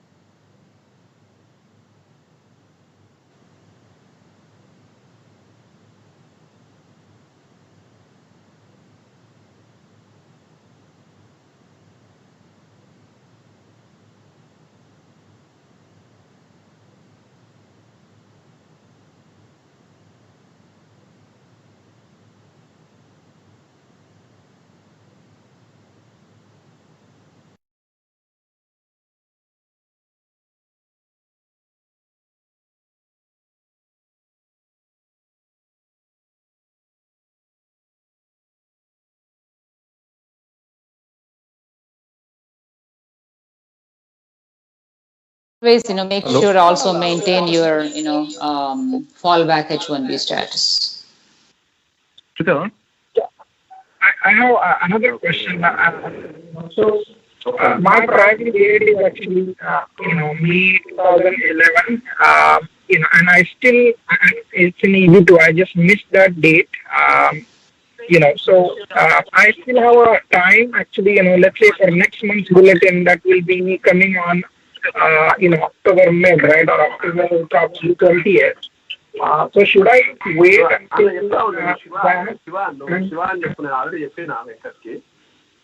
hello? Hello. Yeah. So should I? You got interrupted. You got interrupted with your question. Yeah. Maybe so someone. My question is, my priority date is just missed by a week, right?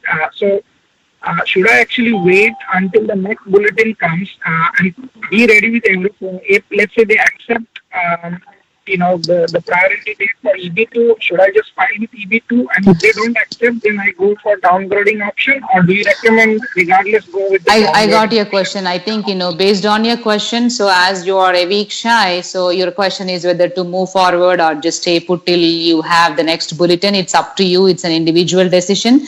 As per the positive note on the visa bulletin, they stated that it's going to be a rapid forward movement. Hopefully it remains the same. If it remains the same, then, you will see that positive news in the November visa bulletin. So, but again, it's your individual call what you really want to do. But, if you have an option to downgrade, but here it's only a week shy. So, make a call on those lines. So, it's up to you what you want to do, but hopefully it is going to be a, forward moment in the next bulletin. Okay. Hi, this is Bandaru. I have time till 31st October to file, right? So if I wait till, let's say, 25th, and I come to know that November bulletin is accepting my current date, then I should go and file in November. Yes. And if somehow they say no, then I can just continue because I will have a week time to actually downgrade and file for EB3. So that's what I was asking. Yes, you can do that, but make sure. You can do that, but make sure whichever the law firm and you are doing with, they'll be extremely busy, with all the applications coming and going on, and then make sure they honor that, and then you are well prepared for that course of action. So let them know this is what you want. So, ahead of time. Yeah. Thank you. Hi, Thank you. this is Bandaru. Go ahead, Bandaru. Yeah. Actually, I don't have the birth certificate. So can I take the affidavit from the attorney or the lawyer, and then is that enough for the birth certificate? You can submit. You can submit an affidavit, but that cannot be from the lawyer. The affidavits in lieu of birth certificates can be given from your parents. So if your both parents are there, I would definitely recommend getting both affidavits from your both parents. If not, just go ahead and get it from your maternal or paternal uncles. Yes, but definitely at least a birth certificate is required. If that is not there, affidavits can be done. Yes. Okay, so affidavit means from the parents means like should we register at the local office, or just a simple certificate? No, I mean it's in India, as per India, how they do it. If your parents are in India, they'll do it on a valued stamp paper. It really doesn't matter how much stamp paper it is, but they just have to get the format right, do the things right, and get it notarized, and then you can submit a copy of it. You really don't need the original at this point, so just submit a copy of it with the 485. Okay. That helps. Thank you. Yeah, thank you. My name is Batula. On the same note, in regards to the birth certificate, right now my mother is with me here in India, US. So if I take the affidavit from my mother, I don't have to reach out to India for my other relatives, right? No. If your mom is here, if your mom is here, get it done with her right away, right here. But make sure that you are getting it notarized. Sure. Thank you so much. Appreciate it. You're welcome. Hello, Uma here. Yeah, Uma, go ahead. Hello. I think we'll go with Uma because she's trying to hold on, but next we'll go with you, Vijay. Sure. Hello, Namaskaram Andi. Right now we are in EB2. My daughter is turning 20 years Andi. Ippudu and మేము down grade చేసుకున్న తర్వాత EB3కి process long అయితే మా age out అవుతుంది. So ఆ process లో age out అయినప్పుడు అంటే she still valid for this 485 తన 21 కంటే ముందే ఫైల్ చేస్తున్నారు కాబట్టి ఎస్, ఇప్పుడు మీరు డౌన్ గ్రేడ్ చేసుకొని EB3 లో చేస్తే she should be eligible for her own individual 485. So approve late అయినా కూడా పర్వాలేదు, అప్పుడు తను 21 టర్న్ అయిన తర్వాత. That is correct, because 485 is already filed. So the immigrant petition, whatever is required, it's already filed before her 21. H4 అప్పుడు apply చేయలేం కదా మళ్ళీ ఏజ్ అవుట్ అయితే. That is correct. She will be, fallback status anedi undadu, but she will be inside the country, using the pending adjustment of status inside the country. Janetha, what if the same note, same question. So if they are in edge of the year, edge of the 21 years, let's say they maybe 20 years and 6 months. Now they started to apply. It's take to the 10 months to approve the 485. After 20 years, maybe she should have in H4 the same status, or it means we need to apply after 21 she cannot stay as a dependent status. She should definitely move on to a different status, but the pending adjustment of status application gives us the eligibility to gives her or him an eligibility of stay inside the country based on that, and then they can of course work and travel in and out of the country. Okay, thank you. So adding to that question, so she doesn't need anything of F1 status if she's in the college at 20 or that one I would definitely recommend to check with the particular school DSO, but pending adjustment of status definitely gives them that kind of status inside the country to stay, work and travel. But run with the school DSO specifically. Each individual university is different, so run with them. Okay, thank you very much. So Janetha, maybe we can take the next couple of questions. I think hardly we have 4 minutes, so as per the 30-minute time frame, so we'll wrap it up. Hari, you can go for. Vijay, maybe Vijay. This is Vijay. Yeah. Sure. Thank you. Thanks for taking the question. So my priority date is currently it's October 2017 in EB2 category. So do you recommend me downgrading to? No. Repeat that. Sorry. Repeat that again. I'm sorry about your question. Repeat that. What's the priority? October 2017 in EB2. His question, Vijay question is Janetha is a Vijay question is currently is priority date is October 2017. Now the current situation, everyone is degrading EB2, EB3. Is the right time to do the degrade to EB2, EB3? Vijay question. If the dates are moving in the same manner, and then if there is a rapid forward movement, if the EB3 is still going ahead and then coming until 17, 18 or whatsoever, I think if you are well prepared right now, at least downgrading, that would help you to save some time on those lines. So reach out to your employer and then have a word with them and then see how it goes. Okay. We can take a last Hi, this is question. Tendu. I have a couple of questions. I'm planning to downgrade from EB2 to EB3 and file concurrently 140, 485 before October 31st. What happens if the EB3 dates retrogress and my 140 is still in process, or let's say my 140 gets approved in 3 months? Am I still eligible to get approval for the combo card for EAD and EAP? As long as you filed the I-140 and 485 concurrently, and then your 485 is receipted along with the 765 and 131, yes, even the dates retrogress back, at least based on your I-140, because you applied when they are current, you should be able to still move forward and have those cards. Okay. So the follow-up question on that.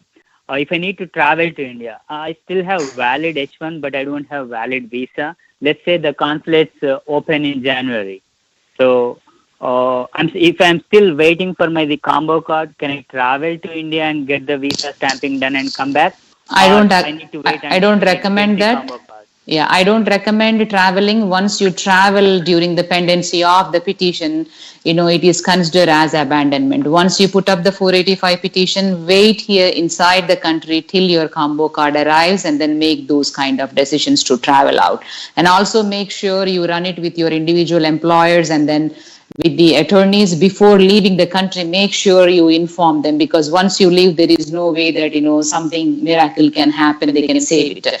Everybody has to go with the rules, comply with the rules. So if you have the travel plans, let them know, so that way they will advise you on those lines. Once 485 is filed, unless and until you have advance parole and advance parole document, you cannot travel. That's what my advice would be. Yeah, thank you. So let's say if there is any family emergency comes and I'm still waiting for the AP, the combo card, right? So can I put any like covering letter or something for saying that because of the family emergency I had to travel? You're taking a chance on that, doing that. Of course, you have a family emergency, you have to leave. But, whether the USCIS accepts it or not, it is up to you. But most likely, as per the rules, they don't. Okay, thanks. I think, Venkat, can we go with, just a second. I think we'll go with Shiva Mekala. I think I have a request on that. Shiva, are you still online? Shiva Mekala? Hi. Yeah, hi. Yeah, go ahead, Shiva, with your questions. I was with company A and I have 140 approved in August 2012. And in 2017, I changed the company and they have upgraded to EB2. Now my company A is ready to file with EB3 140 because it was not cancelled. Is that okay? So your company A, which you left, where you have a valid I-140, they are willing to file for your 485. That's what your question is, right? Yeah, that's EB3, yes. Yeah. As long as, because, EB3 dates are 2015 January, yes, you are eligible for that. And then as long as the company is supportive of that, yes, definitely have that opportunity. Make sure, that you are filing everything properly and then, go ahead and file your 485 because they are willing to support you for that. So you'll be filing the 485J and 485 complete petition with the USCIS. Hi, this is Bandar again. Just extending to the same thing. You said like some predefined format of the birth certificate. Do we need to follow any standards for that, or a generic the format is fine? You mean for the affidavit? The parents to affidavit. Yeah, affidavit for Yeah, there will be a format. Whoever the law firm that is filing for the 485, they'll give. We are giving our clients the 485 for whom we are doing the 485s. We are giving them the samples once they become our clients. So, whoever is filing, they should be able to provide you a sample of that. It needs to be in a format. Okay. Thank you. You're welcome. Thank you very much. Here we are stopping conference call. Maybe 1 minute. It means already we exceeded 1 hour as scheduled. Yeah, I think Venkat will go with one last question with Vamshi. I don't want to disappoint him. Vamshi, go ahead and wrap it up quickly, please. Yeah, thank you so much. Hi, I have I-140 approved with my previous and priority date is 20. I can't hear you, Vamsi. Be louder. Can't hear you. Okay, sure. I have I-140 approved my date. Your voice is breaking down. There is no continuation in the voice. Sorry about that. Maybe Vamshi, maybe better to reach out to the janetha@janethalaw.com, @janethalaw.com. Can you repeat one more time, Vamsi? Because, I'm not able to hear you. Can you repeat one more time? Yeah, are you able to hear now? Yes. So I have a good employer and the priority date is 2030. A new company, they have filed my form. Form is also approved. And currently we are preparing I-140 stays with my new employer. So can I request them to apply it in EB3 and proceed with 485 concurrently? Oh, that will be a good news for you. If they recruited it for, all the requirements, underlying requirements are for EB2, yes, as the perm is readily available for you, original will be there. So I-140 and 485 can be done concurrently, and you can use the premium process for that. Yes, you can use it. That's a very good news for you. Yeah, Vamshi has a good chance to apply in premium process and get approved. That's correct. Yeah. Oh, so I'll still be eligible for premium processing as well. Yes, because your current employer will be filing the original labor, and this is the, before it expires, they are filing. Yes, they should be able to use the premium process, I-140 and 485 concurrently filing. So we are ending it on a positive note. Oh, okay. That's good. Yeah, positive. Yeah, Is a good news actually. Is last question is very good positive note. Yeah, thank you very much being with Telugu and Thank you so much. It was webinar. really helpful. Yeah, you're always welcome. And then any questions, either you can reach out to us, Janetha@janethalaw.com or legal@janethalaw.com, or, you can reach out to your individual attorneys, but make sure you make that kind of informed decision before filing the 485, so that way you don't regret it later. Okay. Yeah. Thank you. So, Janetha, just one. Thanks a lot. This session really helps a lot. Yeah. Thank you. Maybe. Really appreciate all your efforts. Thank you. Thanks to NRA Radio. So thanks to Venkat and Vilas, for doing Janetha, such a wonderful job. Yeah, Janetha, just stay for two minutes. Just I want to conclude everything. Just I have one more question, last question from the Facebook wall. Anjani Reddy, Sangam Reddy. I mean, so currently not with old employer, but if I want to downgrade by contacting to old employer, if he ready to apply, then he downgraded is denied. It means is a downgraded EB3 is denied.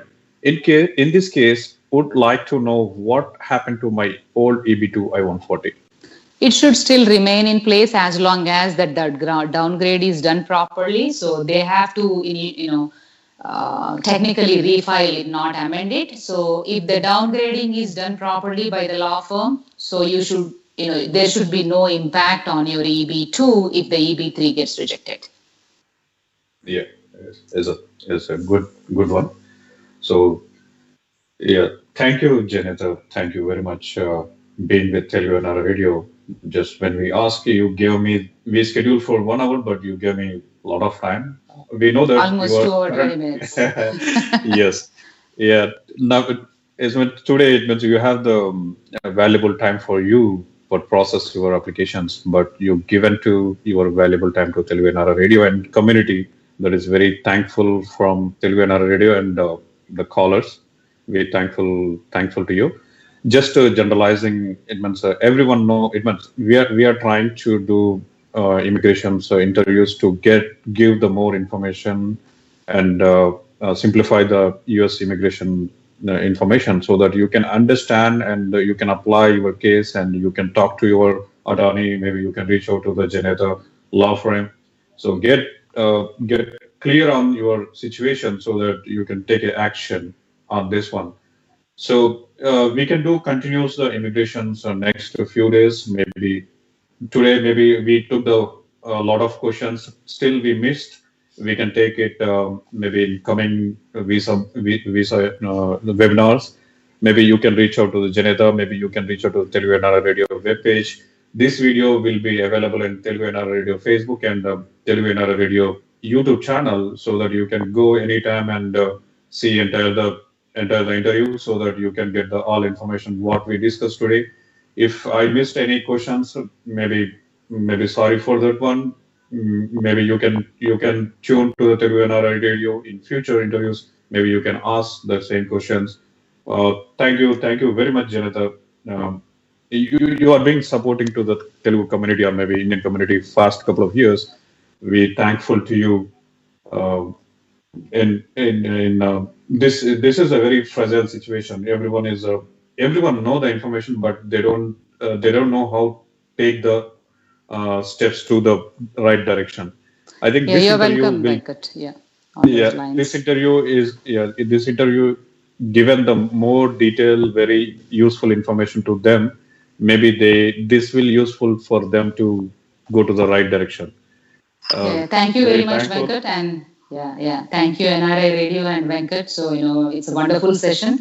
At least, through this, if I'm able to answer some of those questions and then, serve the community in that way as we are doing from so many years, I'm happy for that. And also, thanks NRI Radio for giving me such a wonderful opportunity and, spending this valuable time with all of them answering those questions. Thank you. Yeah, thank you. So today we are signing off. Today we are signing off. We can do the more immigration interviews next couple of days, maybe till October. Maybe you can tune anytime. Maybe you can post your question anytime. We are ready to help to you. We will try to give the right direction. So thank you very much today. Thanks for joining the call. I'm signing off, Venkat.